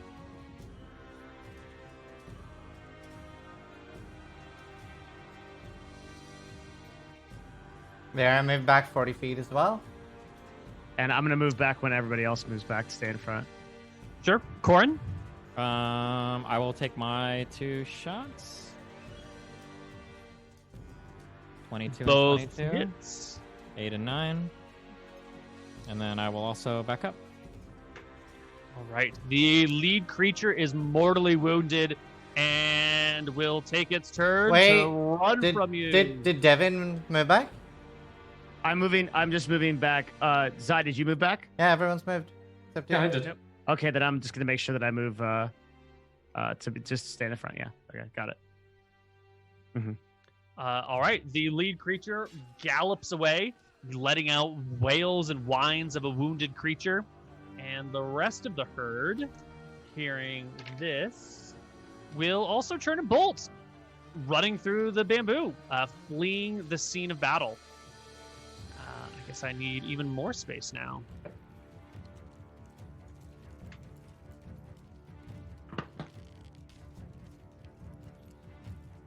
So wait, if we just let them leave, do we get full XP as if we kill them? We should, yes. Not for all of them, no. Really? Why? If you go up to, let's say, how do we say this? You get XP for things that threaten you. So if there's one guy guarding a bridge and he's got like 10 people behind him or 1,000 people behind him, and you defeat him in one-on-one combat and then everyone else like walks away, you don't get experience for all of the things. It's the things that are actually really, truly, and honestly threatening you. You kill one really encouraging polycanthus. us to murder hobo here. Yeah, let's just go kill them all then. If we don't get XP, we gotta go farm it, right? Yeah, if that's what you want to do. If you want to run around and murder these creatures for the XP, then that's how you get it. Well, so basically, if we land 1 shot on each creature, that should count as like threatened. As long as we tag them all. I mean, I feel like Koibu is giving us a lot of messaging that this is like not a good aligned thing to do. Sure. Yeah, we can just move Yeah. on. Yeah, sure. I think we should whatever. just bounce. You don't have to be good aligned, right? That's a option that you take for yourself. Wait, this is not good. Where were we? I think we're right about here. That's it. Yeah. That's whatever. I mean, you're killing things because you want to kill them. That's not necessarily a good thing or a bad thing. It'll give you more experience if you fight them. I feel Am like I- this is like an Undertale thing. Like we're Oh, gonna get yeah, visited totally. by the skeleton. No, we're just hungry. We're doing this for food. We want to bring back a No, you're feast. not. Okay, we'll let them flee. We'll move on, right? What? No one What? disagrees? Move on. Just move on. There we Yeah. go. Yeah. All right, Okay. they flee. You guys let them go? Yeah. Okay. They all bolt into the distance. You I'll will, of give course, it- get some I- XP. I'm for giving, it. I don't have the heart in it to me to chase down these people, these dinosaurs. That's nice of you. Right. Good job. You have routed the polycanthuses. I have successfully guilted you into leaving them be. Next person. Me. Move for the day. That is going to be Flint Heart. Give me the Summer. D20 for movement. I wanted to. Okay. Oh, well, you can do it if you want. I just get 11, go excited. for it, Thorbjorn. Go Poggers. for it. I I just try and rotate through everyone so everyone can roll dice. wait, I can't even see us. Are we? There we are. You're here? Yeah. Yeah. I see it. Wait, it moved on its own. I didn't Oops, click. there No, we go, it's there we moving. go. Ah! It's 3, right? That's 4 through the bamboo. There. Yep. great. Easy. Flint Heart, give me a D20. Perfect. Go ahead and move me 3 tiles through the jungle. Are we going to Yaka? Yeah, just move us 2. Oh. Because it's 2 to there and then 2 to Yaka. And Corin, next place. Next mover. I'm rolling 1d20. Excellent. You make it to Yaka. No problem. Inspiration Pog. Everybody gets inspiration. I had it hard. I guess you don't need a long rest or anything. So You're good. You make it to Yaka. Is there anything that you wanted to do here? Yes. Give it to me. I want to check the quest board. Yeah, me too. I want to like ask. Basically, what we want. Talk to Yeah. the council. Ask them if they want. They need anything. If they need anything. Yep. So they will tell you that visitors have come from all over the island. They are in constant contact with the people of Ayu, who have been coming to Yaka now that the dwarves have opened up those tunnels. There have been a lot of people going back and forth, a lot of Yakians Nice. seeing the ocean for the first time, and a lot of people from Ayu coming down here to take a look. In particular, the forest gnomes of Ayu have sent a delegation of their own, in addition to the people of Ayu on their own. And now there is a small little tree that has been brought into the big council room where a couple of forest gnomes sort of chill and are working on improving the tree to their liking and living. Wait, that's big. We can ask him questions. That's actually huge, having forest gnomes in Yaka. That's like insane. Because they have all the lore. Yep, it's pretty good. Would you like to speak to one of the forest gnomes, Devin? Is Destiny going to throw a... Go what? Speak to everyone. Okay. Okay. Yes, I would like to speak to the gnomes. I love gnomes. All right. Well, you can speak to the forest gnomes. Forest gnome will see you because it's outside of the tree, sweeping the dirt, organizing the leaves and trying to get the dirt a nice little layout about it. And he pops up and sees you coming in and gives you a bit of a wave and goes, "Hello. Didn't think there were dwarves here." The dwarves would know about the gnomes, right? Like Flintheart would know that these guys are around. In his okay. Yeah, you're aware of them. They are cousins of dwarves. They're distantly related to dwarves. Oh, for that reason, are they pretty amicable to dwarves then? I mean, people of all colors and ethnicities in the real world are much more closely related than you are to gnomes, and they don't get along. So, Okay. Let's see. Good day, Master Gnome. hello. If I might trouble ye for a bit of lore, I understand your people's very much like the storytelling. We love the stories. We have a particular story we'd like to hear about some great kings and queens from a place called Hawthorne that are buried. No, you're wrong. They're from Acropolis. Oh, really? Yep. Actually, we know everything about that place, so we want other information. What do we want right now? I think we know everything, but feel free No, to... the one thing we don't know. They're from Necropolis, you say? Yep. Acropolis. Acropolis was the capital. And what is it made of that place now? Acropolis? Mm-hmm. It's under the water. It's in a lake. Far below. Resting at the bottom. I've never been there. I don't think anyone has. Interesting. So, we are looking around the island. We have a bit of a spell where we can go do what we want to do. Well, before we get to some of the other things we're going to do, know ye of any interesting places around the island where you might want to take a look? Absolutely. There is a huge willow tree near one of the lakes, just like one mountain range north of here. Huge willow tree. Perhaps I should be a bit more specific. Have you any in your books and tomes? Have you any knowledge of places where there has been perhaps some lost history, some ruins or some treasure? Well, every place has lost history, but ruins and treasure, that's another thing altogether. What sort of treasure? Because the real treasure is the friends you make along the way. I would like to make an attack roll. I was about to say the same thing. Be that as it may, we've been doing that quite well. So, Oh, good. in Friends are addition important. to the friends we make, it's the friends we keep. So perhaps we could find a couple of items that would help us do that. Oh. You're talking about like loot. You see, we're on a grand quest to unite this island, and Yeah. and we had a bit of a problem here because the next things we have to do are very difficult. and we're not quite prepared for it. So think ye any kinds of things we could do to prepare in the meantime? Do you know what your goal is? Aye. What is it? We have to kill the Kraken eventually. Before that, we are going to go get the hammer of the dwarves from a deep spawn. Do you know That's where it is? We have a general idea, but could use some help.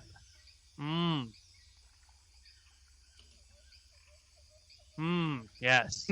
Where is it? Well, indeed. It's in Portheus, I add. Long ago, the great king of the dwarves, my ancestors, marched there. Though unfortunately, the hammer that unites us all was lost. I would give me life to give it back.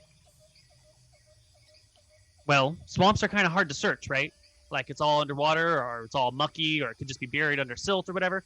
So you need to know what's in the swamp. You need to know where it would be in the swamp. You need a swamp friend. A swamp friend? You need a swamp friend. Do you have a druid? Unfortunately, we used to, but he passed. Oh, that's a shame. You really could use a druid. You know, they can speak to animals. They can turn into animals. A druid would be really, really useful if you want to search the swamp. What happened to your druid? Oh, one of them died, and the other one, what did happen? Torbjorn. Why are you asking me? I don't know anything about the druid. Well, if you can't get a druid, then you need to find a swamp friend who is not. You need to make a swamp friend. You know what I mean? So going back to the deep spawn is very important, but we're not ready for these things. Perhaps you need some kind of intermediary step where we can go and we can figure out what we could get, some kind of way to protect ourselves. You like size a little heavily. You just want something big to go kill, right? Well, no, we want but to not be too big. Something medium big. You want the Goldilocks monster? Yeah. So they can protect us in the meantime. Or perhaps something to do. Or well, all the great legends of all the great heroes say that they had dragon scale armor, and I don't know if that's just because it sounds cool, or it looks cool, or it's effective, but you can't be a good hero without at least a little dragon scale armor. So I don't see any dragon scales on you. Put some on you. Like, just stick them to you. It probably works.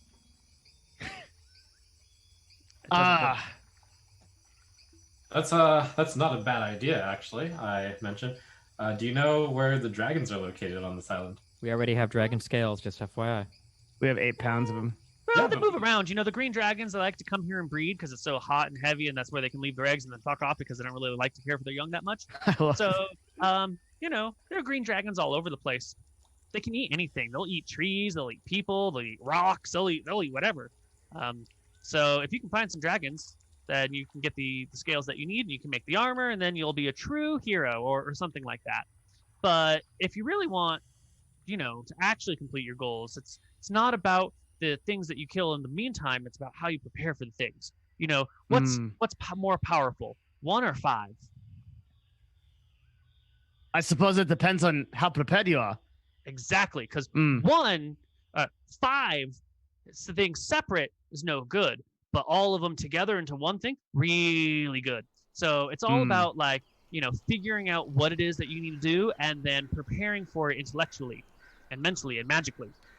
So if you want to go what did you say? Kill a deep spawn in a swamp? Whew, that sounds terrifying. But you need to be able to find it. You need to be able to make friends. And if you can't make friends, then you got to figure out a way to make your enemies be your friends, or at least have your enemies talk to you. Do you know any spells that can pry into people's minds and rip information out? Do you? No. Do you have any friends that could do that for you? You need to make some friends that can read minds. And then you need to capture some monsters so they can tell you about what's going on.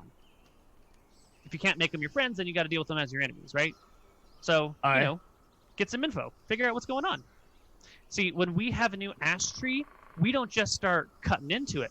First, we got to ask the mites and the squirrels in the tree what's going on with the tree. Maybe it's got some rot in it. Maybe it's got a hole in it. Maybe it leaks water. Maybe it leaks blood. These things happen sometimes. You don't just walk up to things. You sort it out. You get some information. You get the lay of the land, as we say it. You ask a tree how it feels? No. We'd ask the mites on the tree or the squirrels in the tree what the tree might be about. Because trees don't talk. Except to goblins. But they don't really talk to goblins. Goblins are just dumb. Aye. Yeah. Well then. So if you want to kill the deep spawn, you got to figure out where it is. And to figure out where it is, you need to talk to someone who lives there and knows that stuff. Same. You said that your big plans to kill the Kraken. Kraken lives in the ocean. That's a big area. You got to figure out where its lair is. Then you got to go there and kill it, right? So you got to figure out. You got to be able to talk to something that lives in the ocean that might know the Kraken. Does the Kraken have any friends? Can you befriend the Kraken? Maybe the Kraken's chill and just cranky and needs like something to eat. You know, maybe it can be appeased. Maybe you don't have to kill it. There's a lot of ways to go about these things. I feel like you're wise beyond your years, Master Gnome. It's all about tree building, right? It's the same thing as anything else in life. It's about having a plan and then trying to achieve the plan.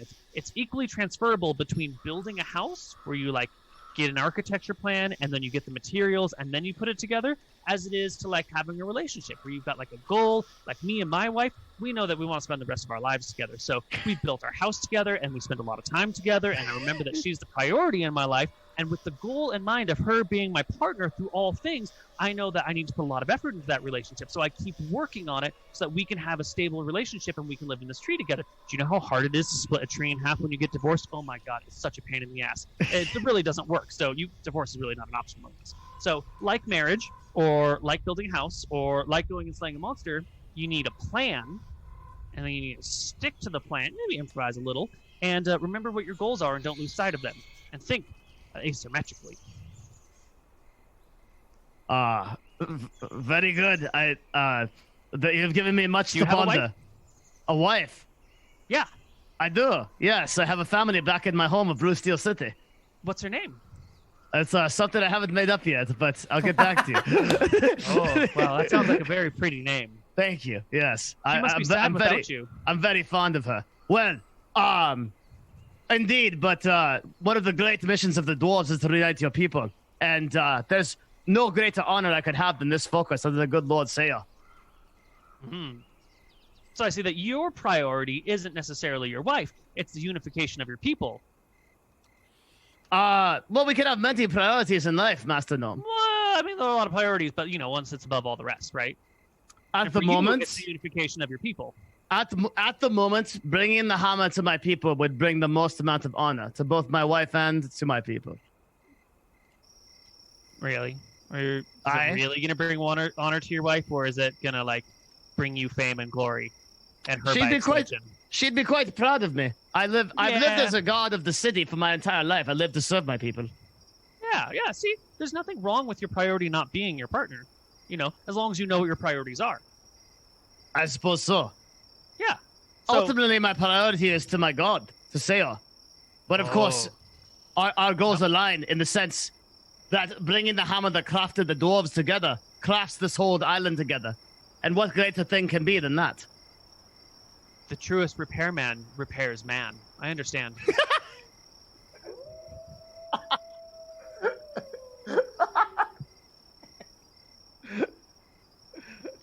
Does that help you with your problem? Has that helped? It really does. Yeah, I think about things in a different way. Yeah. So, plan? It's not about layout, killing everything. priorities. We have to plan it. Well, yeah, because how should you say? Imagine you're gonna go, I don't know, fight a thing. Right? This has been very enlightening. I step in. Thank you.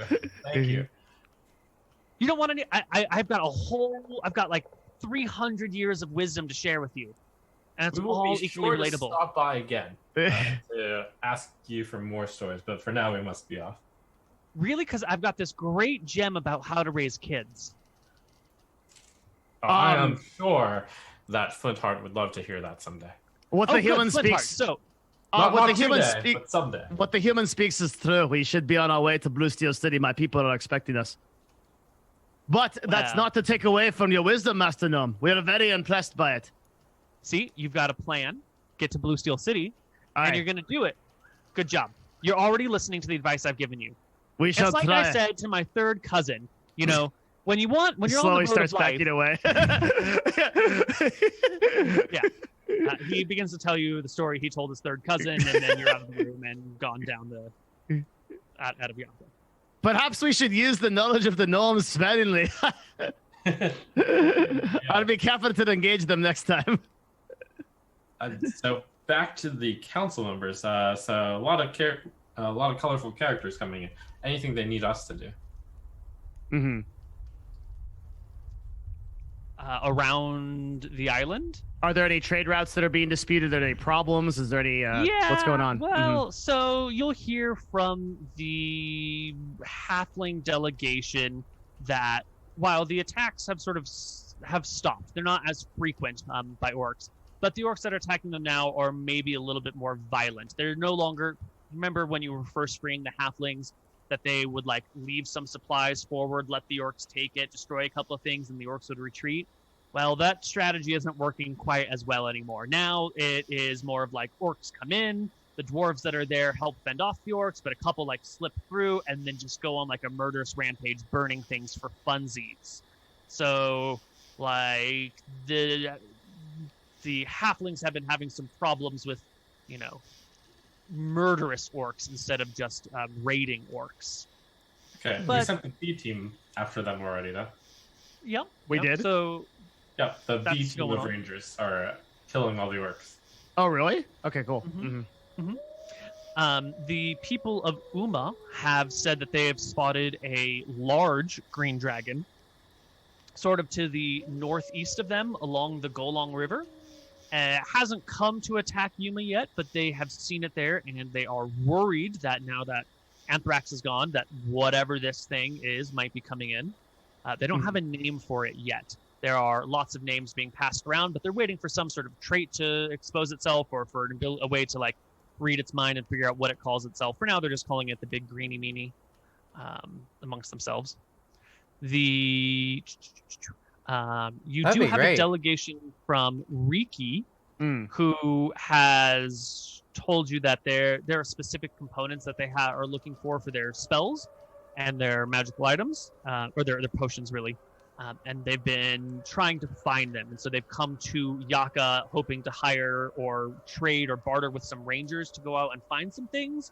But since Riki hasn't really come into the fold with Yaka yet, there is some hesitation to risk lives of Yaka for spell components for the people of Riki. And now they're trying to negotiate some sort of like, well, we'll help you with this in exchange for that. And there's some negotiations going on. There's some weird materials that they have trouble finding. I really want to go kill a dragon. We'll hear them out. If we come up about the materials, we'll just get them. What are they looking for? The spell components? Yeah. It's like I second the dragon. That sounds good. so they're looking for metal from a fallen star, which is pretty difficult to come by. They're looking for powdered bone from a 400-year-old knight.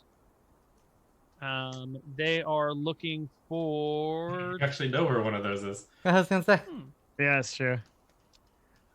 They're looking for the mane of a unicorn, which is like super hard to come by. Unicorns do exist, but they're like crazy rare. They're like unicorns. They're looking for a portal to the elemental plane of fire, which is kind of a pipe dream. Yeah, they need to go forge something in the elemental plane of fire. They think they want to try it out, but there's no portals to the elemental plane of Do fire. they have here, but somebody they're high asking enough level to do that? Yeah, what kind of wizards are these? Like, is this like fucking Gandalf here? Like doing... They have many wants. They also are looking for some more minor things like, a white rose that has never seen the light of a full moon, and the earth mixed with blood of a chaste warrior, and like these weird components that are sort of hard to come across. And then like, this plant and that plant, and bones from this creature and sinew from that creature. And there's sort of like a long list of things that they have that they're interested in. The council member you're talking to is sort of overwhelmed by the number of things and just pulling bits that they remember from their mind. Okay. Yep. So where was the dragon? It was On- spotted near the Golang River, northeast of Yuma. So somewhere in this area. Any idea of how adult it is? It seems to be a little bit larger than anthrax. Okay. So probably within your power level.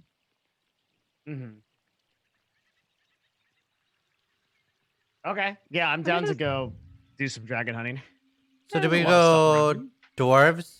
Get Yeah. see what magic items they have. Swap for the chainmail. Try to get me like something, and then go dragon killing. Yeah, sounds good. Mm-hmm. Yeah, I think so. Cool. So, Zai, give me D20 for movement, and there you go. You make it to the Dwarven realm. With your dwarf friend here, you can get all the way into everywhere you need to go.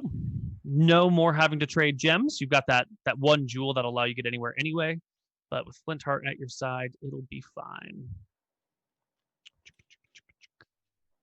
All right. And do you want to trade your chainmail for something? I think what we want to do is we want to use the forges to forge dragon armor, right? Well, I mean, they might have like magical items lying around too. Like basically any like whatever's like good medium Sorry, armor. I'm switching What's spells. is it? Half plate is the best thing I can use. I think. I think you benefit from half plate, even if it's not dragon or magical. Like that would help you a lot. Or Yeah. some type of medium armor. I don't remember what we can make the dragon scales out of. Yeah, like, it's very very easy for me to get an upgrade. Half plate will give you 15 plus your dex mod AC. You have disadvantage on stealth checks. It weighs 40 pounds. Yeah. So I have 16 AC already. Oh, but that's from the rings. So that would be I would have 18 AC with that. Yep. Any reason why you're stopping at just half plate since it's really heavy? We go like just full plate, right? No, half plate is medium armor. Full plate is heavy armor. I see. Why don't you want heavy armor again? I can't rage.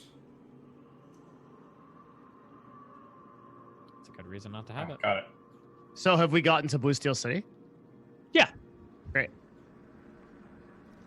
So is that what you want? You want to trade your +1 chainmail for some half plate?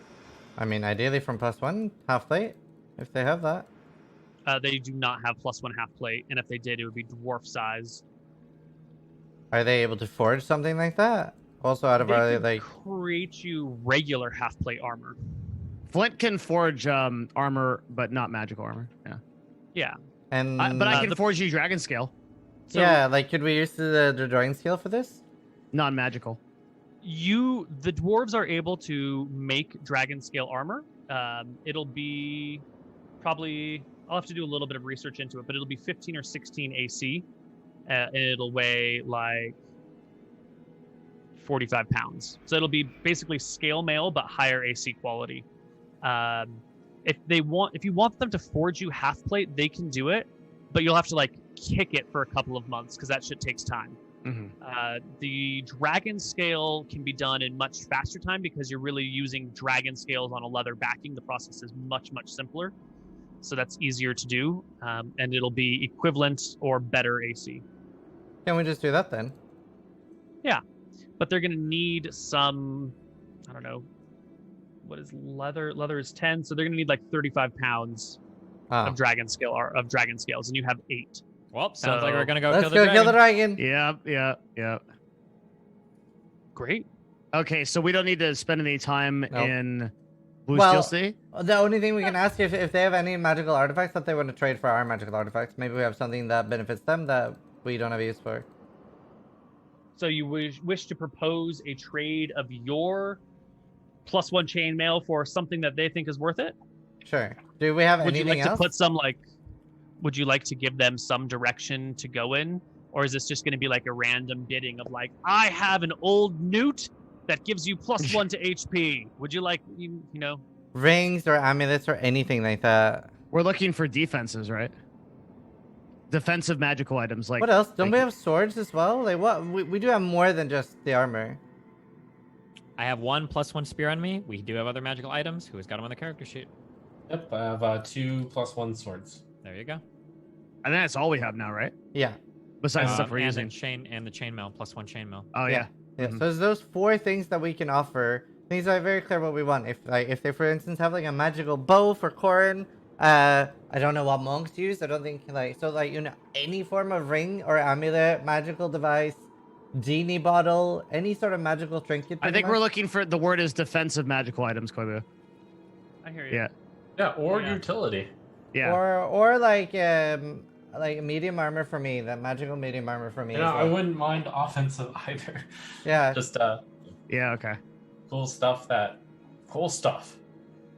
Cool stuff. What can you get for your +1 chainmail? Yep.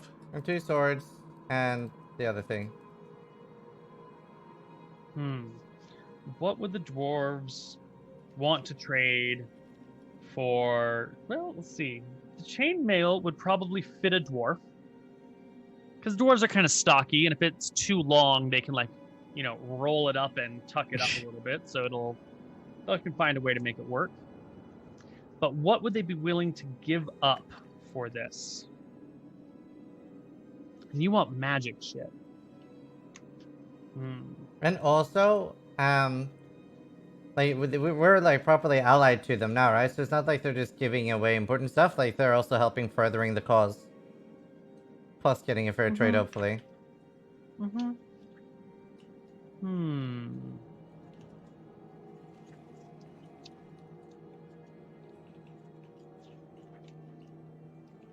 Let's see here.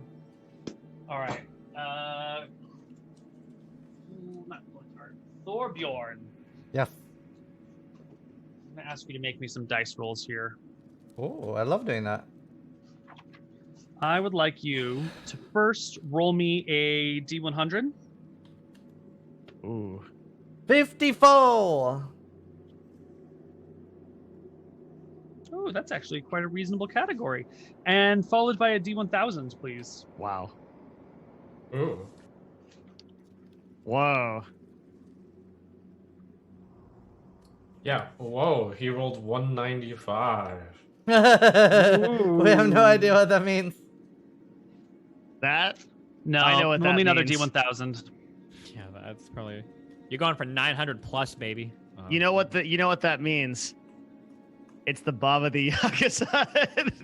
No, roll me another D1000. What?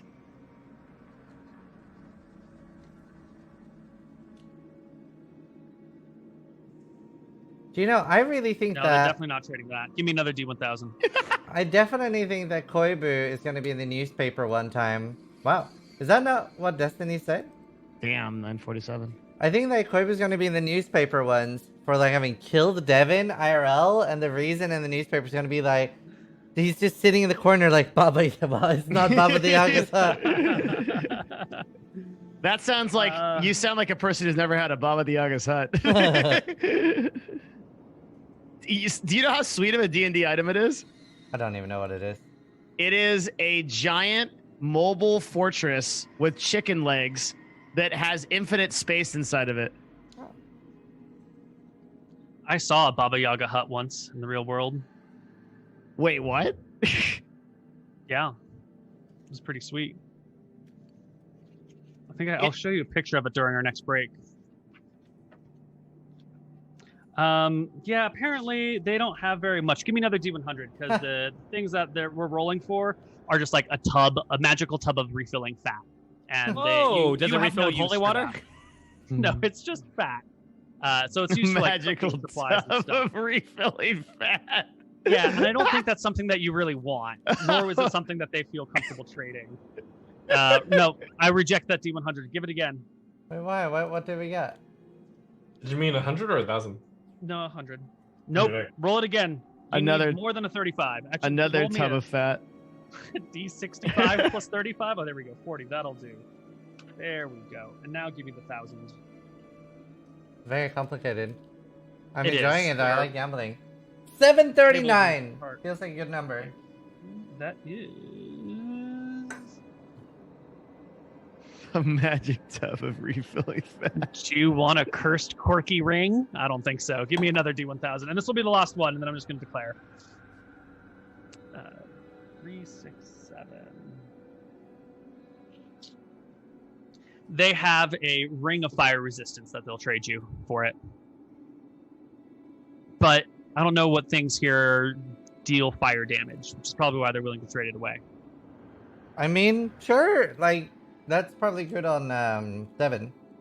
Yeah, we're gonna be fighting someone who casts fireball soon, so Yeah. And Devin always is like a victim of breath attacks, so like this seems like a win-win. Wait, I'm already wearing 2 rings though. Wait, what? Yeah. What's your second ring? I believe it's a ring of acid resistance. Let me go check. Oh yeah, it is. I have a ring of protect. Yeah, it is. It is. It's a ring of Are acid we resistance. limited to 2 rings per person, or just 2 rings of protection per person? Because 2 rings per person. You're gonna have to give 1 ring up then. Yeah, and they have to be worn on your ring finger. On your Okay. Yeah, like there were 2 other party members too. Sure. What did you want to trade for that? The chainmail? Mhm. Okay. That's what they'll take. Okay. Remove the chainmail and who wants the ring? Trump or Destiny? I have no I use think for I'm this. more likely to be in I the think line. Trump gets Yeah. a lot. Yeah. Yeah. So wait, can you evade into lava now? No, no. It's a ring of fire resistance, not immunity. Big difference. Yeah, Yeah. yeah. Very, I've very added big to your difference. sheet already, Trump. Great, thanks. Mm-hmm.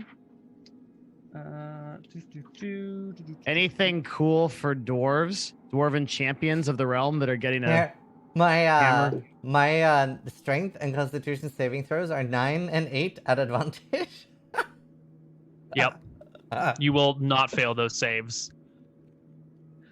Yeah, you're sort of like the guy who's going off to do great things, but you haven't done anything great yet, and they're a little worried about sending you off with kingdom gear and then just having you die in the woods and permanently What? losing that Haven't stuff. done anything great. Did they forget the Ankeg that we liberated? That's true. Mm-hmm.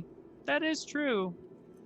Even though the monster was weak as shit, and it's embarrassing to bring it up, we did technically kill the 1,000-year-old Hydra too, which is supposed to be some kind Well, of... I'm saying that the Ankeg is stuff that they actually literally care about. Like that's Yeah, but the Ankeg is like a big creature that's in a nest. I'm sure other people have killed Ankegs and Ankeg queens before, but that Hydra was a literal legendary creature that like people know about. You guys so, wiped. yeah. Yeah. So no, they're not just gonna like hand over. You already have all the gear that they're gonna hand over to a royal guard, right? You started with full plate. Yeah. And a tower shield. Wait, they're not gonna give me anything? For nothing. Or wait, are you offering No. to trade something? The trade, I'm sorry. yeah. But yeah, like we still have 2 swords and 2 spears. What would you want? That's better. Why don't you just use one of the swords, dwarf? Because I forged myself this. Draws the sword that ignites into flames. Ah, well that makes sense. Now, Well, why But didn't what you do you use the chain mail? what do you say? Look, what do you say, brother? Do you think you have anything that can protect this old beard? For a +1 sword? I mean, look, it's not like we're rich with magic items just lying around. You 2 know? swords and 2 spears. No, you got no spears. You got This- 1 spear. 1 spear and 1 sword. 2 swords and 1 spear. All right. I can give you. No, we need those for forging. You don't need a blanket of comfort on the overland. It's not very useful.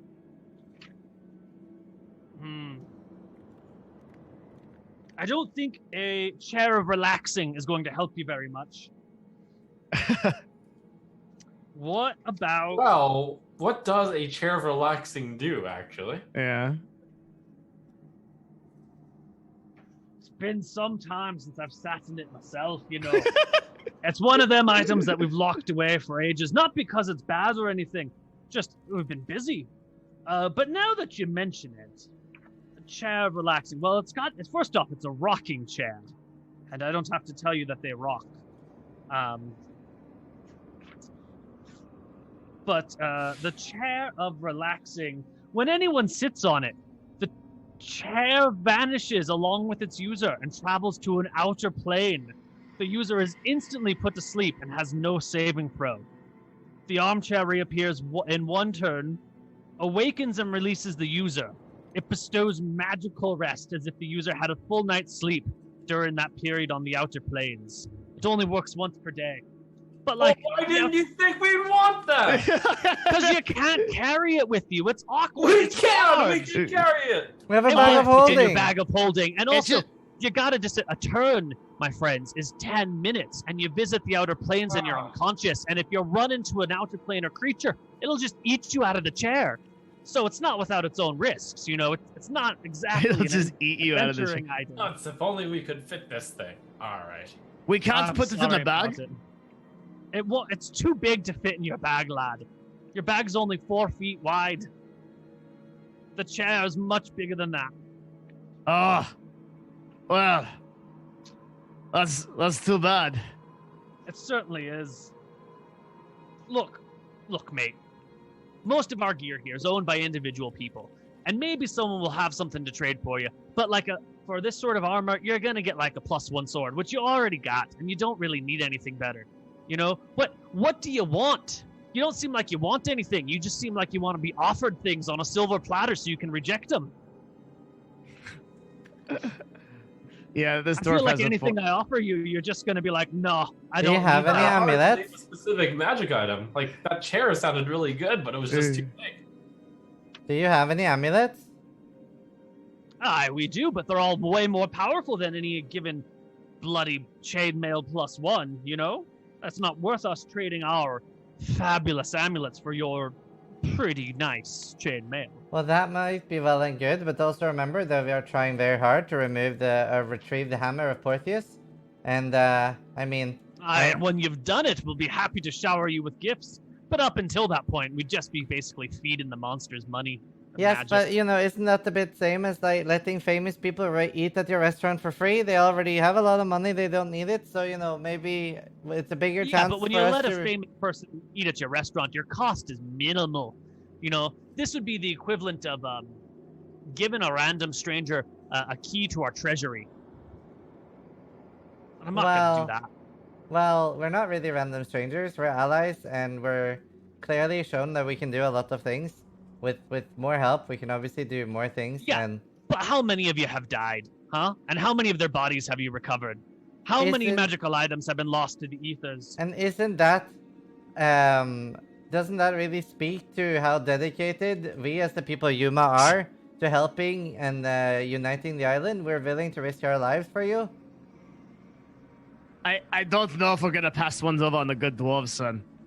Perhaps we go about our business. I mean, the best thing that we might be able to offer, or the worst thing we might be able to offer would be like some bracers of protection or something, but I wouldn't trade that for a suit of chainmail +1 on their own. I mean, maybe we could Okay. kick over some potions, but I don't Thank think you those for are things that mentioning you'd that. want. We'll throw in a few swords of +1. Maybe a spear.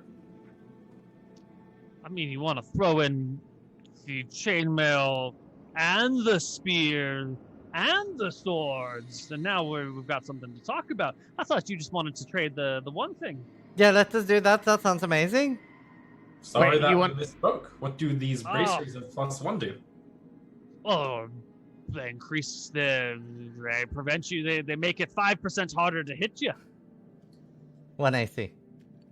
Three but only of if the you're not. items that you listed, and you have a deal. But here's the kicker with the bracers. You see, well, first off, it's not 5%. All right. First off, it's 10%. Secondly, it doesn't work if you're already wearing armor. There's something about the coating of hides and leathers and chains on a person that interferes with the weave of magic here. The bracers themselves replace the armor. Well, I'm Sounds not excellent. I currently don't wear wearing armor. armor, and I'm 16 AC. Well, I also don't wear armor. Oh yeah, shit. Either of you could wield these bracers then. Yeah, they so I can get these. It's perfect. Perfect for both Yeah. of us. Yeah. He'll get Wow. 20 AC. That's way better. Yeah, but you're the one who takes all the damage, so you should wear it until you get that chainmail. Yeah, I can use it for now, and then I'll swap once I get the chainmail. That makes sense. Sounds good. Mm. Okay, so 3, name them. 3 for 1. 2 swords and a chainmail and a spear. 3. That's 4. We'll take the swords and the chain. Deal. All right. It'll take some time. We can skip the time. Don't matter. And Zai will get bracers. Well, I think we're Good putting deal. them on me until I get the armor, and then Yeah. Sai gets them. Go ahead and have it to Thorbjorn. So while wearing these bracers, you gain a +2 bonus to your AC if you are wearing no armor and using no shield. Does that God, +2. I qualify thought it was +1. That's twice No, as good. 10%. Yes. So I have Wait, they're 18. +2? Yeah, Yes, so +2. Wait, that's busted. yeah. Well, Really you good. have to be wearing no armor to take advantage of it. So Is it only +2 AC or also saving throws? Just AC. Okay. Bracers of defense. Those are so good. Damn. All right. You've got the bracers. Do you even need the dragon scale armor now? Yes, because I want to give these to Sai.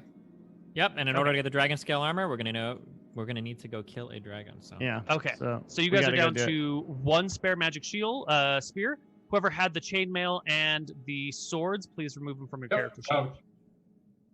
It's gone. Love it. Love Wait, it. I still Okay. have 2 bronze tablets on me. I'm gonna remove those. Yes, you should have given those up. well, hold on. Man. We figured out how to do Back to finally. Reiki. Duping. Are we killing the dragon? All right.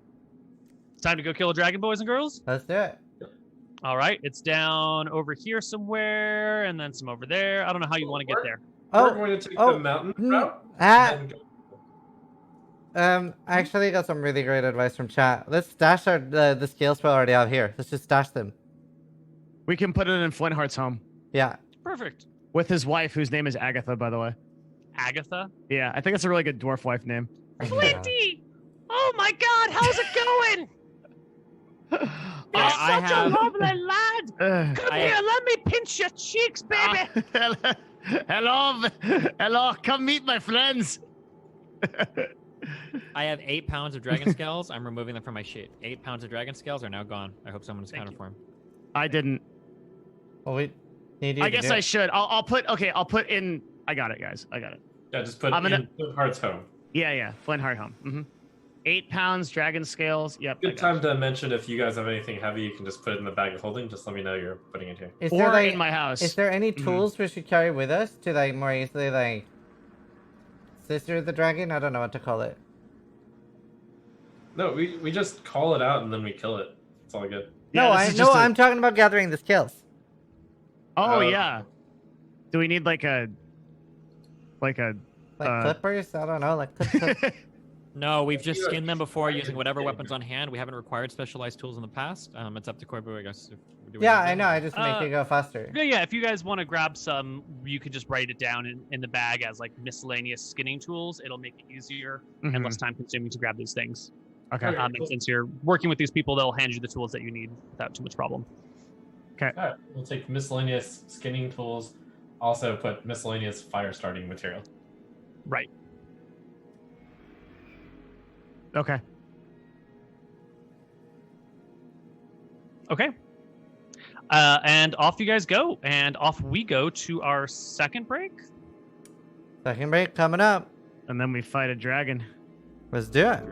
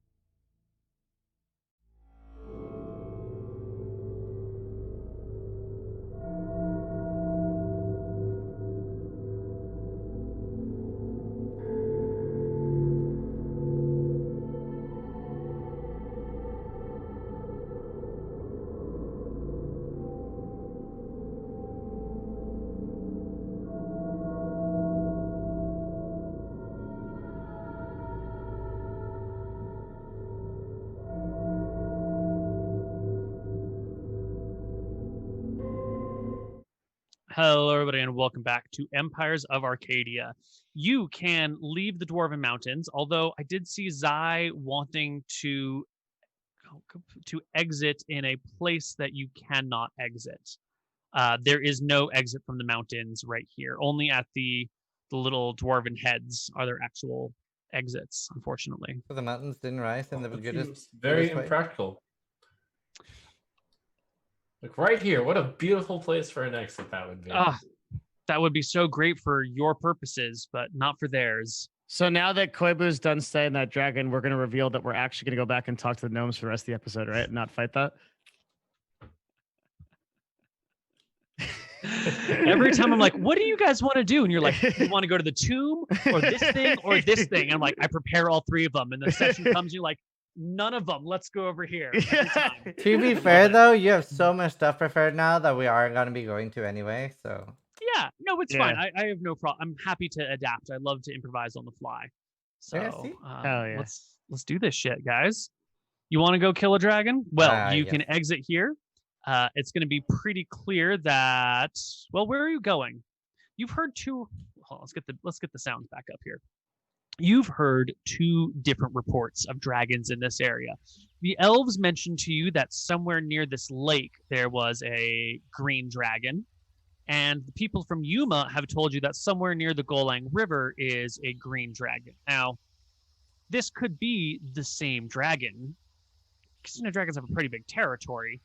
It'd be awkward for two of them to share the same area, especially if this one's just arriving in this area and he's already big. So, how would you like to go about finding this creature? You know, it's not particularly easy to find one creature in a jungle. I think that we go through Hearthome, down through like the watery sploosh, and then go south from there because that gives us the biggest chance to see any signs of dragon. Okay. Yeah, and I think we just be really boisterous, we look really reckless, and then we wave a flaming sword around. Yep. So your goal is to attract as much attention from monsters to you as possible, so that when you're in this area, the dragon will hopefully see you and come after you. Hang on, we have a bigger problem, guys. Like, if we get mired down in a bunch of small fights and then we have to fight that dragon, it's actually a problem. Mhm. We want to find a way to get that dragon while we're while we're buffed up. Mm-hmm. So is there any dragon attracting mechanisms?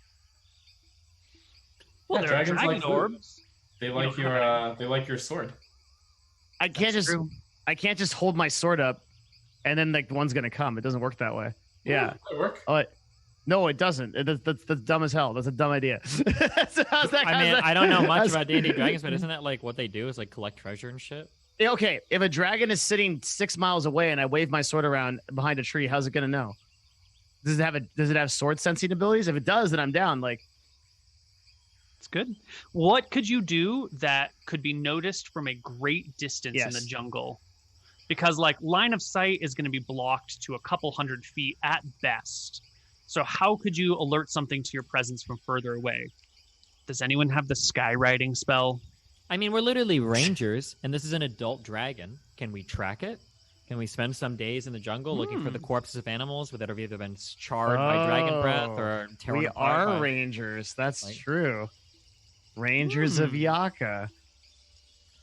It's pretty good. So- And if you want to just go the human bait route, like right here on the open terrain is probably best. These two spots are probably the most likely. Okay. Do you have any loud noise makers that you could use to attract attention? Do you have any? Do you have a way of amplifying the sound of gold coins falling on top of each other from a distance? No, but if we really wanted to, we could do the shovel shield band. Shovel Where shield you bang band? a shovel on a shield. Okay. So head over to the river and just like hope you run into some tracks and follow it around. Just wing it. Love it. Sounds good. Screw those forest gnomes. They don't know what they're talking about. Just wing it, guys. So first person is Thorbjorn. Give me a d20 and move us along the tiles. 7. Okay, but we're specifically looking for tracks or anything that might give us information about. Yeah. Yeah. Well, let's get there first. It's So 2, that's right? Thorbjorn. It's 3 if you want to move recklessly, 2 if you want to move carefully. Yeah. Flintheart, D20, please. Okay.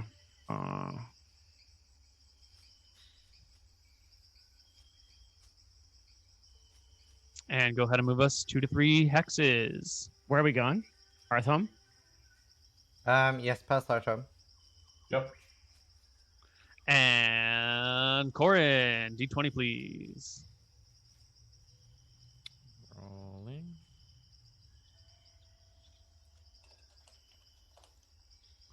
Right. 3 hexes. Idea.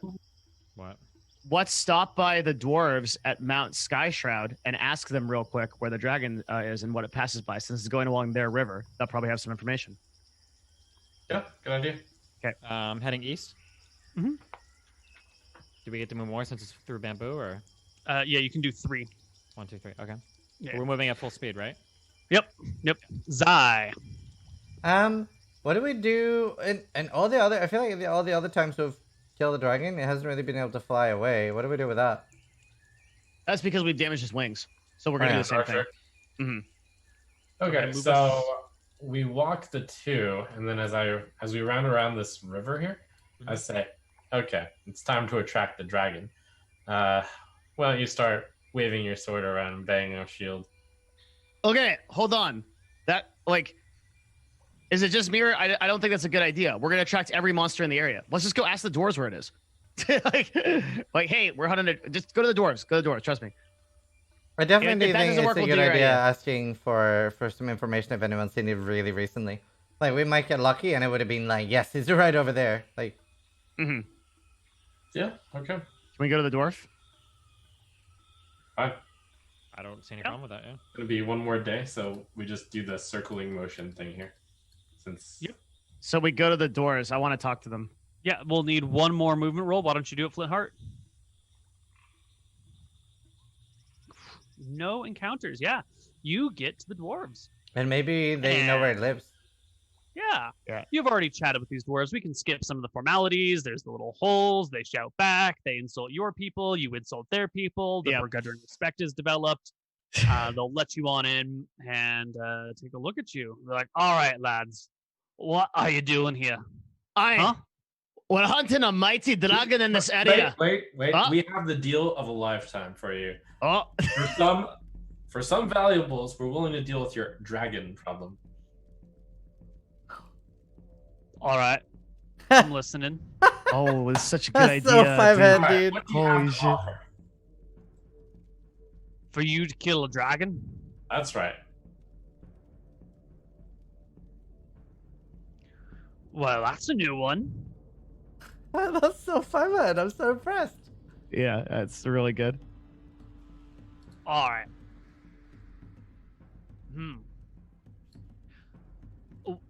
What do humans want in life? Well, we really want magical rings, magical amulets in particular, you know, super powerful bows, any charms or anything that could be good to take out the undead. That's like Yeah, what... or alternatively, you know, we're helping you out, you help us out. Why don't you join in the alliance? Or that. Yeah. I don't know if I want to go to your lame party. Your alliance, no offense. It sounds a little socialist for my liking.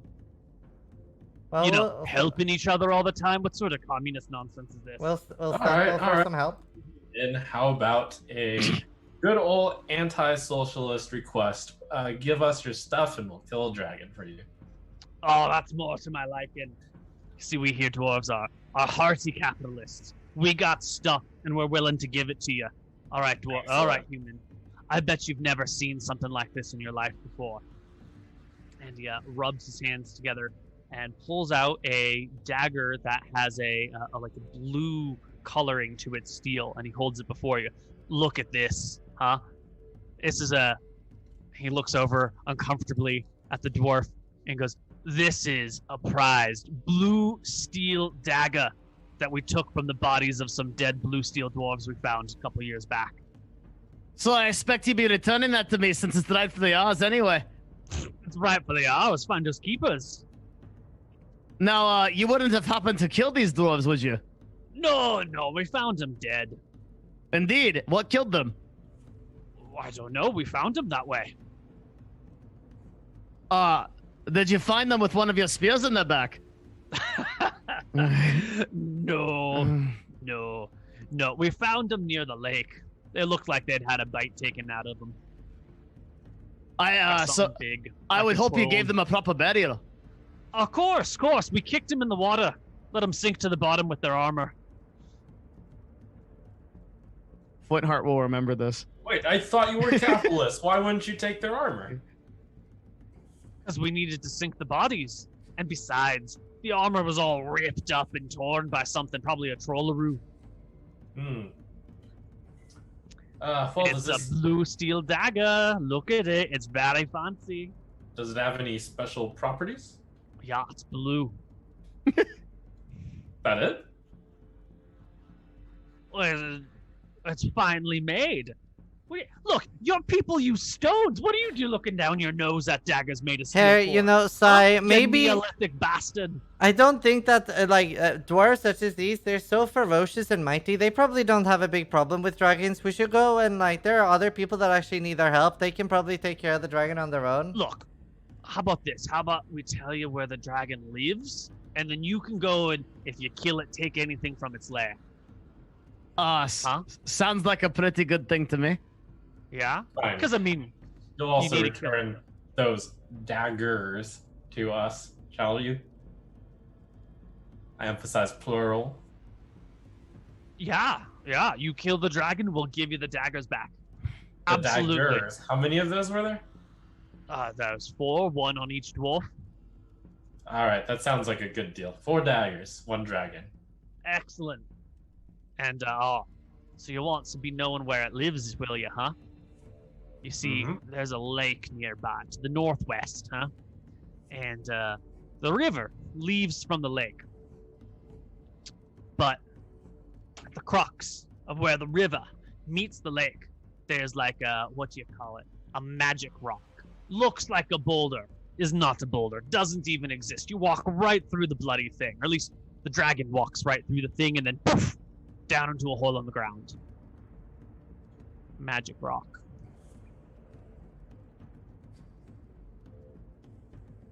There you go. Where the river meets the lake, big ass rock. Walk right through it. Go down. Presumably that's where it lives. We've seen it walk through it before. Excellent advice. Very good. Good. Good. Good. Let's go slay a dragon. We'll spend the night here, though. All right. If you're gonna slay a dragon, we'll put you up for the night. Have a mango. And he hands you a mango. Excellent. Have some tea. Oh, well, thank you, lad. It's got sticks in it. What the fuck is this? It's fine. I'll take an ale if you have one. He will give you an ale. Not so bad. Perhaps these dwarves.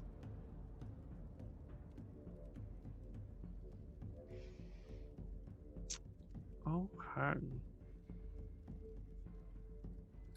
Over the night, strategize. Sai tells them all, hey, make sure we don't all get breathed on by that dragon for once. Hopefully So what's it the would plan? Focus me, and then you just kill it, and that would be the end of things. Pretty straightforward plan. It's in a cave. Doesn't have much room to maneuver. We should charge right into there. It can't fly out. Yeah. Yep. Okay, and now that we know where it lives, we have a preparation advantage. So. And we just hit it until it stops moving, and then we eat it. Destiny, you have any? As a heads up, since we're walking into his home, I imagine he's gonna have the advantage on us. He's probably gonna get the drop on us. Why? Why wouldn't? What do you mean? We're tracking. He can't a dragon? fly and shit. He's gonna be. Yeah, but we're walking into essentially like where he lives, right? So I imagine He's he'll probably know- going to have the advantage. Nothing Yeah, we could do about that. Yeah, there's nothing. Yeah, we're literally walking into its lair. Why don't we lead it out? Okay, how do you? That's propose the we do last that? thing we want to do. Then they can fly away. Okay. So we just take the fight. Yep. Yep. All right. It's fine. Does We the are dragon very move strong. alone? Does he have like? So the last dragon we fought, remember? There were those guys that guarded its cave a long time ago in Yuma. The goblins. Yeah. Were goblins and weren't there other creatures? Weren't those two mountain giants in front of the thing? Remember? Oh. Yeah. That was No, that unrelated. was a different cave right by it. Was it? Oh, okay, maybe. Was that this campaign? Yes. Yep. Holy One of shit. the First big things we did, yeah. That's why we died to a trollery, because we killed the dragon, then we killed 2 big ogres, and then we were like, fuck it, dude, we can do anything. Ah, can't do trollery. Oh, okay. All right. You guys head off for the dragon's lair. Are you using dragon attraction tactics? No, we know where it is. Okay. In fact, we'll yeah, I mean, obviously we'll just waltz up there, and then when we get near the cave, we'll be doing the stealthy thing. All right. And you are riding your elk, right, Flintheart? Am I? That's what I'm asking. Is there any reason why you wouldn't be riding your elk? I suppose not. I suppose not. When I think Okay. about it.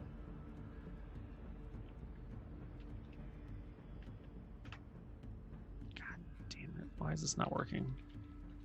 There we go. Okay, so off you guys go. Can I get a roll for the day's worth of movement from Thorbjorn? Yes. Fucking love rolling. Poggers! Excellent.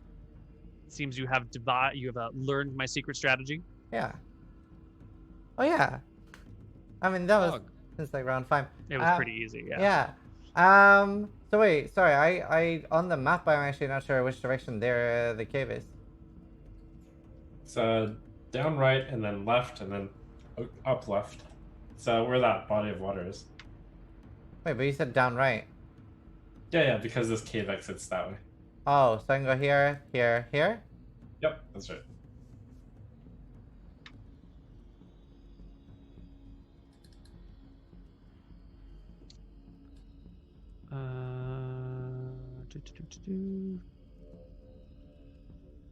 Oh, I'm missing a clawed. How am I missing an attack here? This is weird. What?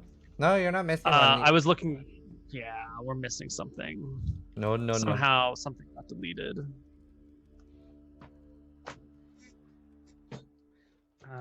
So you're walking towards the dragon's lair through the bamboo. You are walking near the river. How close to the river are you walking? You're walking on the river, near the river, beside the river, in the river, I think along the river sounds good.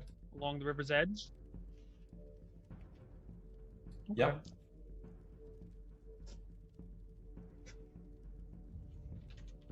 And you're moving recklessly or normally today? We moved Normal 3. with stealth at the end. Okay. Great. This is it. Perfect. So let me make some rolls.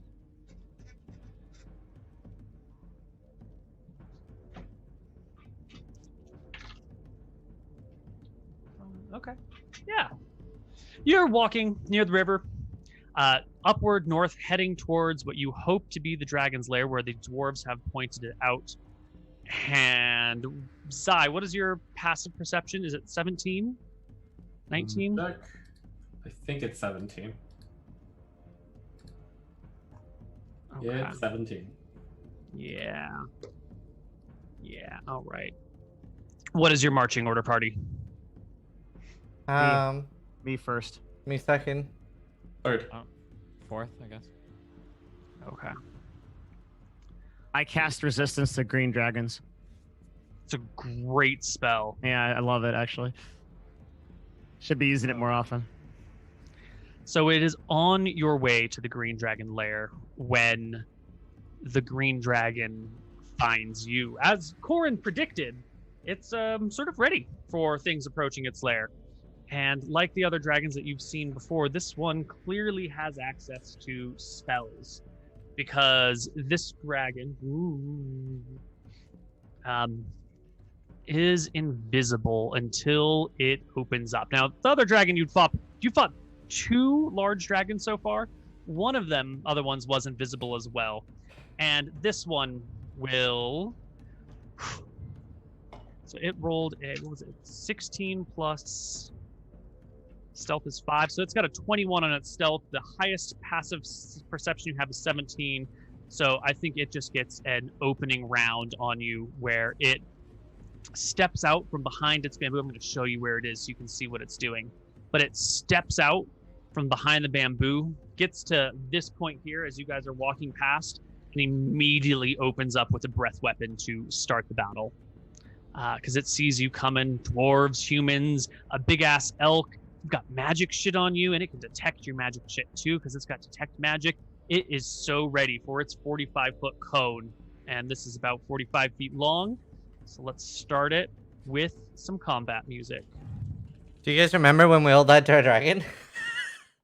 Why do you like breath weapons so much? Can't you come up with anything else? Unoriginal, Koibu.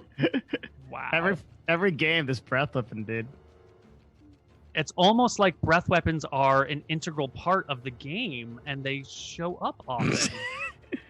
Holy shit. Do you have anything that's like based on AC? It has 3 attacks per round. These are based on AC. There we go. Is that good enough for you? Yeah, I'll take it. Thanks. All right. So, can I get Constitution saving throws from everybody in the party? Dun, dun, dun, dun, dun, time to roll. Okay. I want to take no damage. I rolled a nat 20. And luckily, this is a gaseous attack, so you don't have disadvantage because you don't see it coming. If this were like fire breath and it was attacking you from behind, you would probably all have disadvantage on your saves, but not here. Not this time. Everyone passes except Trump? It is DC 23, actually. 15. DC 15. So, Thorbjorn, are you close enough to the dwarf? What's the aura of protection? 10 feet? 10 feet.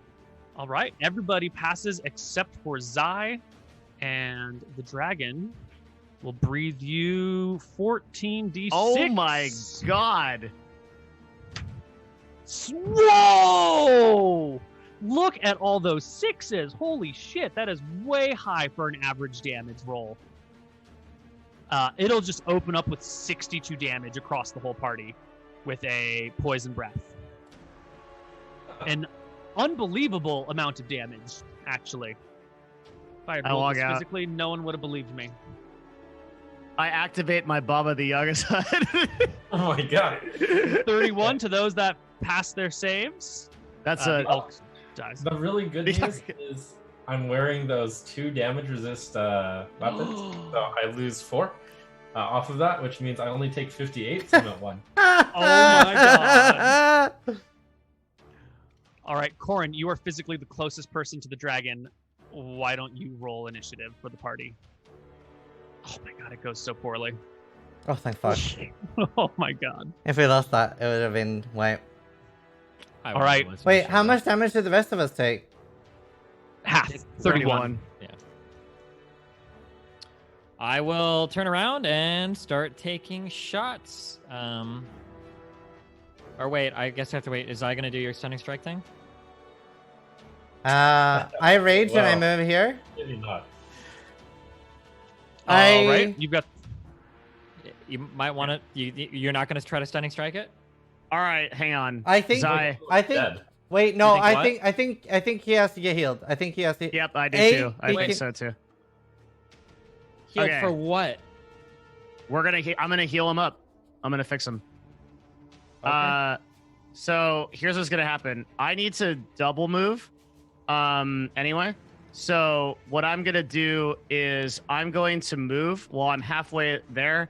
I'm going to use my full action to lay of hands on Keep Zai. in mind that whatever heal, if you heal him for 10 HP, he still gets 1 shot anyway. Like 1 HP and 8 HP. Only or 10 by a HP. breath weapon. Well, gotta remember, right? He will do... Okay, so here's how it's gonna work. If the dragon doesn't attack me, it's gonna deal half damage, and I can reduce that damage by 2d6. So anyway, I'm going to heal him for 25. Can you Boom. just do that? Yep. Play on hands, baby. Okay, that's a good heal. I rage. And That is a full then action, so you won't be able to double move. the no, I can't. Oh, I can't. That's Okay. an action, yeah. Yeah. Okay. Well, it's still worth doing. I'll move there, and then I will bonus action Shield of Faith, and on myself, and hunker down. All right, put the Shield of Faith in chat, so it will expend a spell slot. Subtract Yeah. 25 from your lay on hands, and you are done. Sorry, Mhm. you go next. Yeah, all right. With that healing, I feel brave enough to go over here, flanking the dragon, and then I'm going to strike out with my phase blade. Oh no! Let's see, phase blade. Oh no! Oh no! Something. Oh yeah. Got broke. 1, 2, 3, 4, 5, 6. Ah, here we go. We will fix this. Your phase blade should be 5. Oh, I see. Okay. Yeah. All right. Well, Cool. that's a 26. I'm gonna roll damage, 10, and then Love it. here's a stunning strike. Okay. It will make its con save and pass.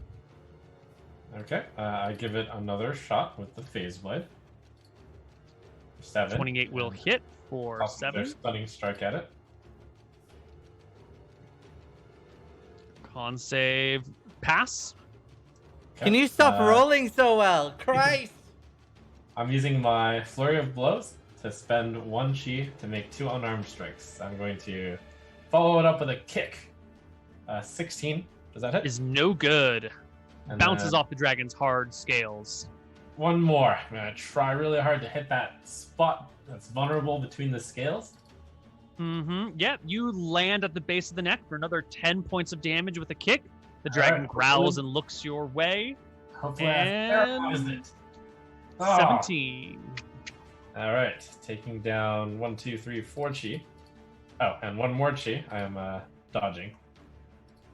Wow. All right. Okay. Oof. All right, Um, that's it. Oh, yeah, I've that's it. reached. Okay, go. I do Dwarven Great Axe. 18 and 23.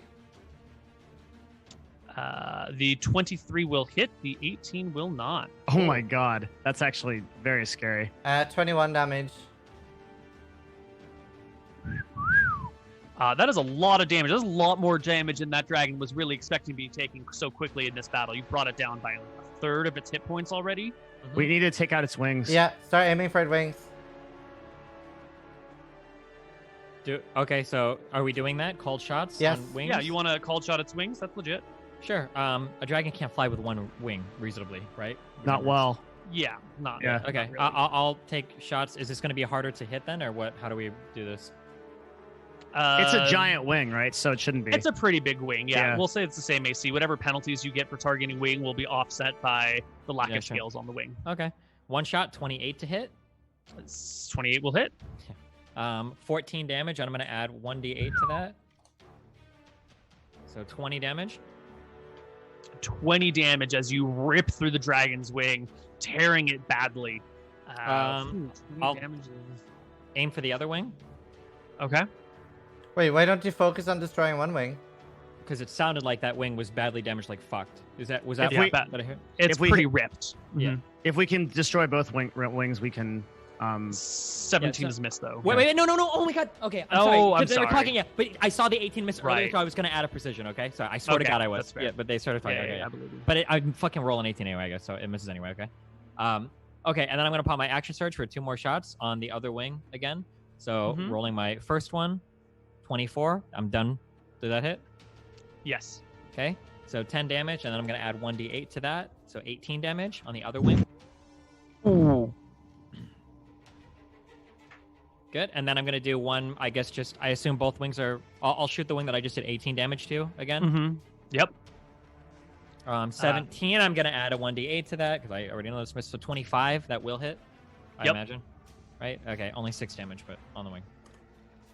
Sweet Jesus and apple pie. Okay, that's all my attacks. You guys have done, what is it, 5, 8? You've done 92 damage to this dragon in 1 round. That is an obscene amount of damage. So the dragon, Still in the fight. first decides to recharge its breath weapon, does not. The dragon will use a simple invisibility spell and vanish. whoop. And then, even though it's invisible, you can sort of like still hear it, right? And you hear it tromp in the other direction, like a boom, boom, boom. And how fast can it move? It will. Actually, it can go about that far. Is it leaving a blood trail? Or footsteps. You will be able to see the passage of the dragon. No creature this big, even when invisible, leaves no sign of passage. So it heads southward. Do we get an attack of opportunity for it leaving our area? You have to see it to get the attack of opportunity. Is the Get me roll. to that thing, and I can fix this. Yeah, so it's over here somewhere. I mean, this is a pretty big area. You should be able to. How did we really roll close. for those ethereal blades? Can you, if you've got 2, can you see things moving on like an invisible plane?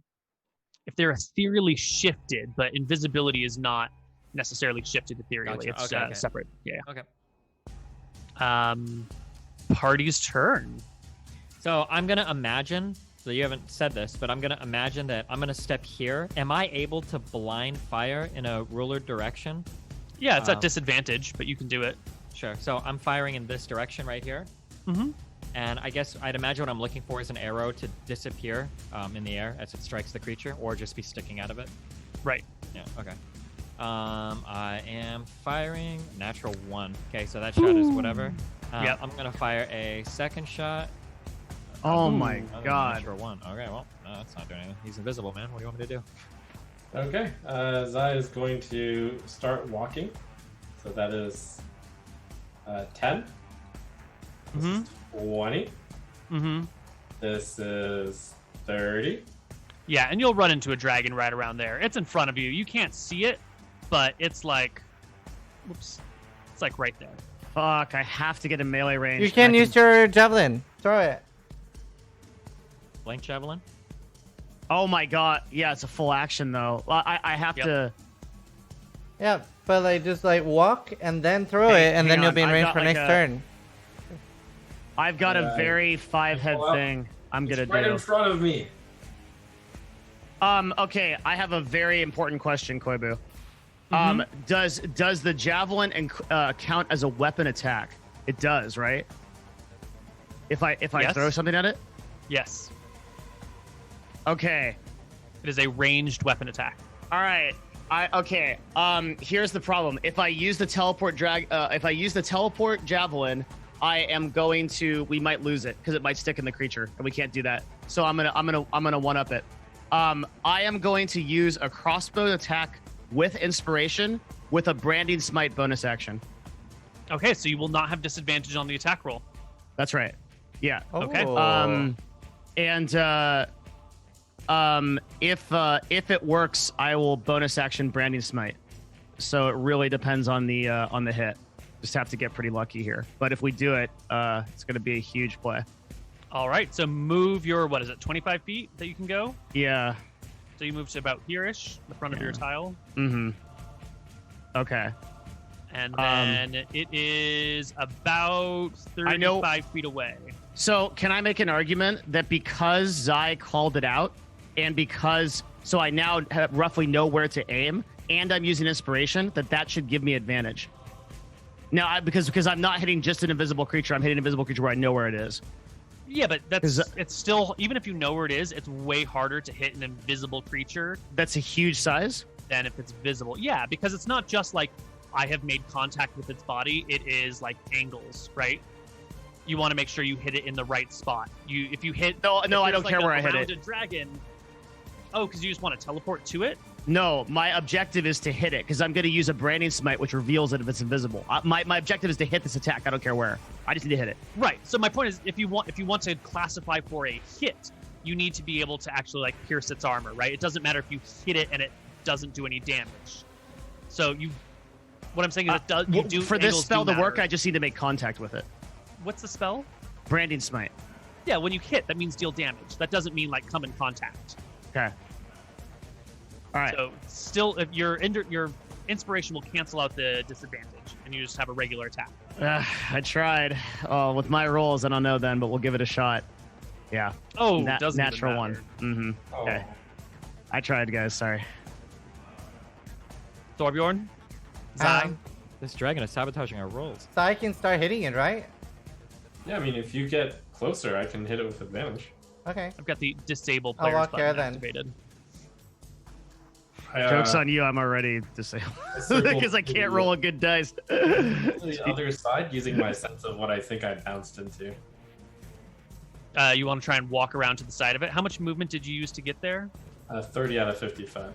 Okay, so this entire path is taken up by the dragon, so you're gonna have to like move in and push through the jungle, which will be difficult terrain. So this will be to get to this side of it right here would be 30 additional feet of movement. Do you have that? No, I only have 25, so I guess we'll stop You here. can go there. Yeah. And we'll move you just one slightly to the side because he's a big boy. I have 20 movement left. Where do you want me to go? Just slam into it. Okay. Is that like here? You guys have to slow Yep. it down somehow. If I can get in front You'll of it, it's bump over. You'll bump it right there.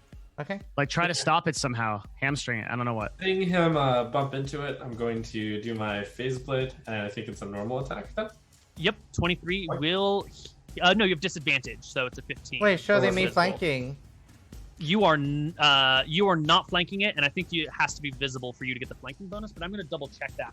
But either way, you are not presently flanking the dragon, which is a problem when you're fighting invisible creatures, and you might think you're flanking, but then you're not actually Did you use your flanking. inspiration, Trump?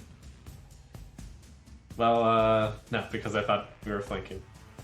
Yes, but it is not, which is just a problem with fighting invisible things. Well, Okay. The second attack, I'll do inspiration. nice. That hits. 25 will hit. And I will do a stunning strike on it. Man, if I'd been able to argue that advantage, we would have been donezo. So yeah, a creature cannot flank an enemy that it cannot see. Okay. I see. Okay. Okay. Stunning strike. Here comes the con save. Fuck 22. Oh, But now it's visible, right? Because it's... I think Nope. that's what I just con saved for. Wait, no, it has to do a hit- concentration check. Oh, because it takes damage, right? You did 11 damage to it. yep. So DC 11. Ha! yes, DC 10 con saving throw. Oh, right. It's 10 or 5 or 6. 10 or half the damage. Dude, what of the attack? Fuck, God. Yep. It's a big boy. Can a you big hit it again? I'll give it a shot. So here's an unarmed strike. My extra unarmed strike by default, 15 AC. No good. Okay. I'm going to... Well, we'll see his action, but I'll probably bonus action dodge. Okay, I am going to hit it twice with the Dwarven Great Axe. Nice. 23 will hit, 13 will not. Well, it might be 20, because if he fails his concentration check from the first attack. 21 That's damage. true. 21 damage, so he'll need a DC 10 con saving throw, and he passes. Oh my god. All right. I dodge. Can I somehow like latch myself onto the dragon? As a- You could have used your action to grapple the dragon, but you used your actions to attack it instead. Okay. The dragon will take its turn.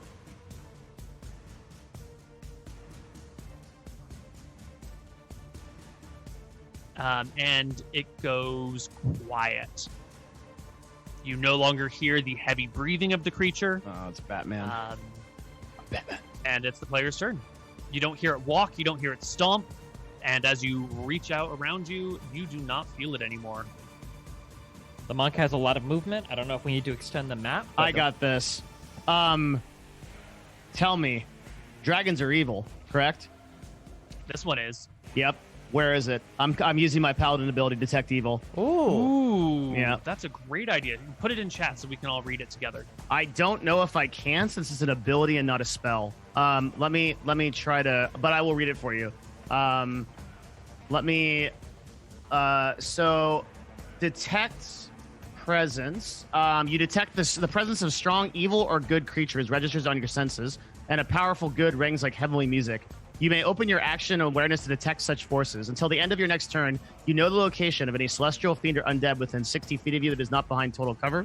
You know the type, and any type of presence you sense, but not its identity. Within the same radius, you can also type the presence or place or object that has been consecrated or desecrated. So what I will do is I will move up to the last known location of it, and then I will use my ability. Did you want to stop him in any way before he did this, Neil? Stop Devin? Yeah, because I think as a paladin, he'd know if it would work or not. Right. So you can detect evil in return, any celestial, fiend, or undead within 60 feet of you. So a dragon does not classify as celestial, fiend, or undead. Sorry, I want to use this. Oh, you want to use a spell? Wait, is it the same fucking? It's the same fucking thing. That's a Why spell. why is it called detect evil and good then? So it doesn't really detect evil and good. I guess those things are the most extreme goods and evils. It detects aberrations, celestials, elementals, fae, Oh, or that's undead. dumb. That's dumb. The authors Names of the seems to be a spell bit of a decided that misnomer. detect evil and good for aberration, celestial, elemental, fae, fiend. Was, Yeah. Okay. So I cannot do this. I'm sorry. I thought it detected alignments. That's why, Right. because that's what it fucking says it does. But it doesn't. Yeah. Okay. Well, I will walk around and be really useless and let the rest of the party hopefully come up with a better idea than I have. I haven't used my action yet. Then. Sure. Yeah. Yeah, could you extend the map out south? Yes, I can extend it southward. Do we see blood anywhere? Like, this thing should be leaking blood. It well, real should be. important too. This thing can only move about 35 or 40 feet. Is how far it moved before, right? Or did it even move that far? I'm assuming. Yeah, it it's moved got it about 40 feet of movement. Okay. If Okay. it cast Pass Without Trace, would we not see blood trails? Pass without trace means cannot be tracked short of magical means, so you would not see blood trails. Okay, and it hasn't entered the ethereal plane, I take it? Given that You do not see it ethereally at all. Okay. Ooh, I don't think so. No. It most likely blinked like the other dragon did. That's possible. So it sounds like you guys are spending your turn doing nothing. The monk should run around, right? Yeah, Does he I'm be running? walking, so I'm gonna use my action to walk onto this road here at this angle. That's 15 feet. Mm-hmm. And then I will go pretty much directly down this path, 20 feet. Mm-hmm.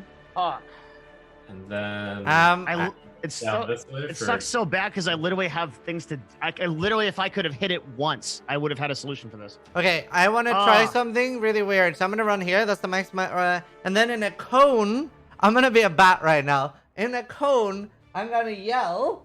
And I hear if my voice meets any resistance in the cone. What? Like bats do, echolocation. You'll definitely, like, if you're Do you know how to do that? if you're yelling towards something, you'll hear that there'll be like it'll sound differently if you're yelling at an object than if there's nothing there. I'm raging. Make me a perception check. Okay, sweet. Like I'm You raging. are raging. Yeah, still raging. You don't detect it. Could I use a locate object spell to locate like dragon scales? This is a fucking meme. I already know I'm saying a meme. Wait, you could locate one of my arrows, maybe. Oh, Do that's that. stuck in it.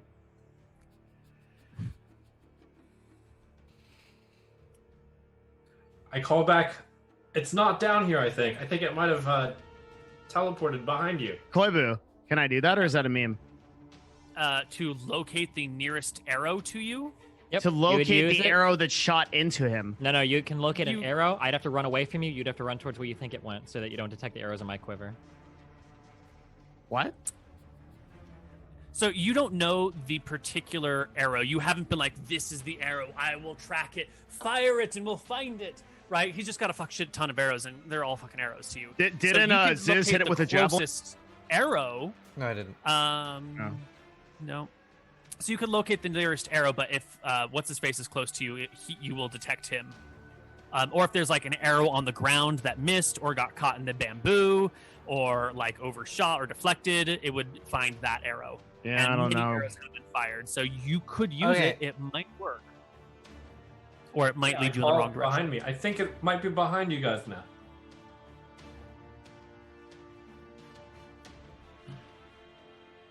Okay, well, since no one is doing anything, so he was sorry. I always fuck the ruler up. So he was standing here before. I'm gonna walk. So I've got 30 feet of movement. Okay, Coibs, right? Mhm. I'm Yep. gonna walk here. See this? Yep. Then I'm gonna walk here, and then I'm Yep. gonna walk here. I think, or like one thing back. Yep. Okay, nothing. All done. No dragons. Okay. I think we should head off to its lair, guys. I think so too. Yeah. I think so too. Yeah. It's I gonna want to have- fire. I'm gonna fire 2 arrows, Koibu. One in this direction, Mm-hmm. and then one in this direction. Okay. Okay. I'm just gonna do 2 rolls to hit. Disadvantage This one is 16 going in and that direction, and then another one going in that direction. 14. 14. Yep. The arrows don't even collide with anything unexpected. They just Okay. sail straight, land in the forest, and Yeah, it doesn't know that we know where it lives, and it's probably going to be confident to go back to its lair because it's like behind a fucking. This isn't out loud, I imagine, right? No, it's not. Yeah, No. I'm saying that's why I'm not in my Yeah, dwarf voice. well, someone did say, "Well, let's just go to its lair" out loud. So Did they really? Yep. Yeah, That's so what Guys, said we that need to just a start moment ago. searching for that lair. I agree with them immediately when I said that. Okay. It must be right around here. Are we out of combat? yeah, sure. You Okay. guys, we can step out of combat. The dragon has seemingly escaped you. Pick up my arrows. Then. All right. Quick question. The second wind, that's a short rest regen, right? Yep. We're pretty wounded too. Well, I mean, so is it. So let's go. If we leave now, we're never killing this dragon. Right. Mm-hmm. Yeah, that's fair. So What do you? we need to find the lair. Yeah. We know where it is. Then Yep. we need to walk to the lair. Let's go. I'm using wholeness of body to regain 24 hit points. Using second wind to regen 7. I guess I will use the rest of my lay of hands to regain 10. So I'm at 46. As we walk around, I would like to maintain social distancing between my party. Yeah. That is very good. How far away are we from its lair? How many minutes? 30. Okay.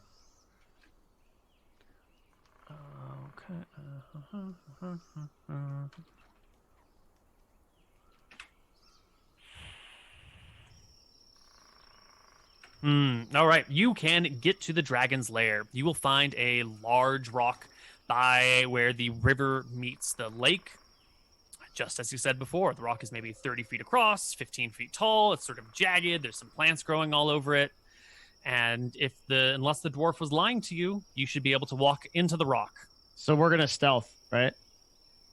Who's the first one in? No, we're not going to stealth. Well, I mean, yeah, never mind. Just, yeah, stealth. We're not gonna stealth. We can certainly run, but it probably shouldn't matter. I mean, the dragon dwarf. has every advantage right now. Yeah. You're in plate mail, so it's pretty hard to stealth. So you go on in, Flintheart, leader Well, of wait, men. I'm going in first. I'm pretty damaged. Oh yeah, fuck it, sure. Wait, do you Whatever. have lay on hands? Don't die with spell slots if you can heal yourself. I don't have any heals left. Thank you, Destiny, Okay. and your community for letting me know. You have no heal. You don't have a I single have spell slot. no heals. Yes, I've used every hit point. Thank you. Unless I haven't. Hang on. You don't have any level 1 spell slots. You I don't have might- like yeah, cure yeah, yeah. wounds or something. I don't think I don't think I have. I don't think paladins get cure wounds, right? I think the only heal we have. What? Oh yeah, we do have cure wounds, but I don't have it memorized. I thought when we were in the What? underground dungeon, I thought you said you had like 4 different spell slots that we could have used for heal. That's the only reason I remember it, but maybe not. Let me see. Oh yeah, I have cure wounds. Sorry. Okay. Yeah, who's wounded? Who's really fucked up? Well, if you're going in I'll- first, you should probably use literally almost everything on yourself, right? I'll bring you back to the battle map so you guys Yeah. can see your relative HPs. Thanks. Okay, so it looks like I'm messed up. So Stop moving me, Koibu. I'm not standing near these motherfuckers. Just so people can see hit points. Okay, Koibu. This is non-battle mode. I guess I'll just heal myself twice. I need. Hang on. I'm gonna cast this for 11, which is pretty good, and then that brings me to. Hang on. So that's 57. And I'll cast again for 10. So that's full health. Does anyone else want one? I don't have that many. I'm on 61 life. I should be fine, probably. What are you using this instead of? Are we losing like smites or what? We're losing smites and but I can safely cast a level 2 one if we need one. I can also do this later. But I can cast a level 2 one right now. I mean, you could heal me once, I guess. I will cast Cure Wounds at level 2 on Zizaran. Fuck, that's a bad roll. Oh, 4 and 8, yeah. So, 12. Oh, Pretty good. nice. That's awesome. Yeah. Mm-hmm. Nice. Are we feeling good? I'm feeling fucking great. Yeah. Ready to Let's kill a go dragon. in. Okay, I'll go in first. Sorry, With Flintheart. wait, hang on. Well, how long does Shield of Faith last? Well, it doesn't matter. You're just gonna breath weapon me. Wait, yeah. What am I even saying? Let's see. Last 10 minutes. That's pretty good. It's been half an hour though to get. To No. I was gonna think. I'm thinking of recasting it. Oh, okay, cool. So, I am actually going to cast. Hang on. I'm about to meme myself here.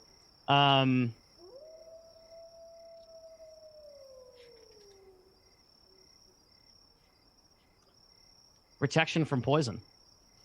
Ooh, what a great spell to have on you when you're fighting a green dragon. Mm-hmm. Also, That is why I so on my last long rest I rememorized a bunch of my spells because I was using a bunch of spells that I'd never used. You're using the Ring of Acid Protection. Does that mean you took half damage of half damage? It does not, since acid and poison damage are different. But poison damage is because it's a gas cloud, it's not an acid cloud. Right. So I will cast protection from poison on myself, and since I'm going in first, seems to make sense. Yeah. So I'll have advantage on saving throws versus poison and resistance to poison damage Nice. Perfect. for an hour. Okay. And that Okay. also gives me 1 level 2 slot to cure if we get in trouble or brand smite. All right. Hopefully no one's angry at the way I play right now. I'm trying my best, okay? And then we know going back, he should have his breath weapon back 100%. Yeah. Yep, I'm staying 25 feet away from. I'm social distancing for the rest of my party, expecting to get breath weaponed. So Yeah, 25 feet away from Flintheart, but in a different direction from the party. So sure enough, Flintheart, you come up to this rock and touch it, put your head in it, approach it. How do you interact with the supposed phantom rock? flying headbutt. Flying headbutt towards the rock. I'll kick it with a boot or something. Yeah, that's definitely not there. Your boot goes right through the rock. Yeah. All right. Yeah. I walk through the walk. You step through it, and as soon as you're through it, the whole thing is just transparent to you. The illumination from the sky above shines down to you. The trees seep out partway into the lake, like mangroves over here. And you can see before you is a dugout, straight, not into earth, but into proper solid stone, as if the dragon has carved a hole in stone itself. You can see long splash marks that reveal the tunnel down.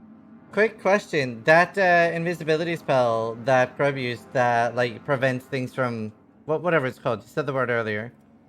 That only lasts 10 minutes, right? That is a very short amount of time. The invisibility spell that it cast? No, the thing that it silent steps or whatever. I have no idea. I don't know if it Pass we don't without know. trace. Pass without We're a trace assuming it doesn't casts last that, for a but we very don't know. long time. So, can we see blood anywhere now? At the lair? Yeah. No. There's no blood at the lair. We should go inside.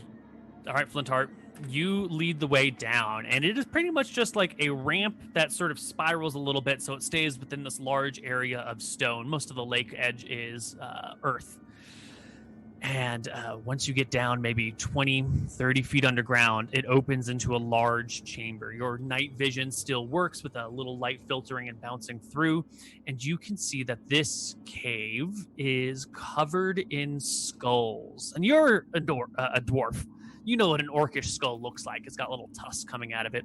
There must be 100, maybe 300 orc skulls in here, piled in nice, neat little piles all against the walls, creating decorations, creating pillars, creating like little plateaus. Some of them have been bound together with little bits of twine or wire or little bits of rope that's found and, connected them in strange shapes to form like small structures that the dragon must find pleasing to the aesthetic flow of the room. There will be some other bones in here that are not quite so easily identifiable. Lots of miscellaneous rib bones, spine bones, arm bones, leg bones, that sort of stuff lying about that could be from any sort of creature. But also, within the dragon's lair is its loot that it's collected. Dragons live a long time. This dragon's probably over 100 years old by now. Maybe just about 100 years old. And in that time, it has managed to find a few treasures throughout the lands of Arcadia here. Hog. It's managed to find some stuff more modernly created, like orcish potions. And it's managed to find some older stuff from older tombs. And before we end the stream today, I'll leave you with the first of many things that you find, which is a king's crown made of gold, studded with jewels, soft and velvet on the inside and outside. Something like this should not last that long in such a humid environment. In the jungle's life abounds and finds a way, and something that is not properly cared for and washed should mold and well, gold doesn't tarnish, but mold and become filled with life. Yet this crown sits soft and shiny and new as the day it was made. It screams to you, magic crown, in your head. There are plenty of other little bits and pieces here, but we will have to talk about them next week on Empires of Arcadia. Ooh. Awesome. Exciting. Good And episode, man. And while we're looting, we'll get ambushed. I'm excited. Well, it's the same day. If the dragon ambushes you, it's going to be at really low HP. I know. Unless Yeah. that's dragon And you friends. did defeat it. So you will get XP for the dragon. How much is it worth? A lot. Yeah. Do you get XP But- twice? So you get XP once for defeating monsters, which makes some of these things a little bit weird. The example that they like to give is if you fight a party of orcs and they retreat, and then later you fight those same orcs as they're like crossing a bridge and defeat them again, you still only get XP for defeating them once. So the notion of like at what point do you get experience for defeating them gets a little bit wonky. I imagine if they've had time to fully rest and come back, you would probably get experience again, right? Yeah, like if you fought the orcs and then you came back 6 months later and fought them again, that'd be fine. But as long, this one battle worth of XP is what we're really talking about here. So as long as you guys can get to safety and rest and move on with your lives, then you will get XP for fighting the dragon. And then if you fight it again, you'll get XP again. Maybe you should just come back and wound it and run away over and over again. Hypothetically, if we were to short rest inside this lair and it short rests outside and comes back at full HP and we're at full HP, that's like a second fight, right? I would say you're still sort of in the same large combat mode. You're short resting in here. It's short resting out there. Well, the big difference is I don't get my spells back, right? So I think it would need to be the sort of thing where you have had like enough time that it couldn't be considered an extension of the same battle. Okay. So that's either like a time or. But I guess it doesn't get its spells back. I mean, are your NPCs relying on the same rest rules as? Absolutely, Okay. 100% same Cool. rest rules. Mm-hmm. So if you take a short rest, it can take a short rest and it can spend hit dice, but it won't get its spells back. It won't get its spells back. Okay. Yeah. Right. All right. Cool. That's great. Awesome. Great. Yeah. Awesome. Devin Nash, where can we find more of you? Hi, I'm Devin Nash. I'm at twitch.tv/Devin Nash, youtube.com/Devin Nash. I do like industry meta commentary on stuff that happens around Twitch and YouTube and the marketing world. And we really like putting on this campaign. Thank you for having us. I hope you guys enjoy our play. Thank you so much. Koibu? if you guys like Empires of Arcadia, there are 3 ways to support it. You can support Twitch Ziz's stream by subbing to him. You can support Destiny's stream by subbing to him and buying his merch, or you can support mine by subbing to me or being one of my patrons. And you should do one of those things if you like the campaign. Pick your favorite of the 3. Wow. Hell yeah. That's the first time I've ever heard you shout out your Patreon. You should do it more. You deserve I it. hate it. I hate I know. marketing so much. It's a fucking nightmare. You deserve it, dude. You're good at what you do. It's not worth it. It steals my soul. Ah. Trump, save me. Pog, plus 1 sub. Trump SE. Destiny. Nice meme. Yeah, Destiny. Awesome. Next week is I think everyone good for next week. I feel like we've been so consistent now. Mm-hmm. This is great. Yeah. Actually, this is the most consistent we've ever been. Yeah. Yeah, it's we great. haven't missed one since COVID, right? Yeah, no, Yeah. this is great. COVID's been great for our show. Next week is on Destiny's channel. Holy shit. Yeah. If you still want to watch us after that comment, yeah. So yeah, it's next week. And I am Zizaran. I usually stream Path of Exile, but I'm now a professional Terraria player, which is what I'm going to continue doing after this. I've never played the game before, and I'm playing on hardcore. So it's a lot of suffering. I know a lot of people don't like to watch streamers suffer and be sad on stream, but if you are into that, then stay tuned, as I will be doing that in around 5 minutes from now. So we'll see you next week. Thanks for watching. Thanks, everybody. Yeah, thanks a lot.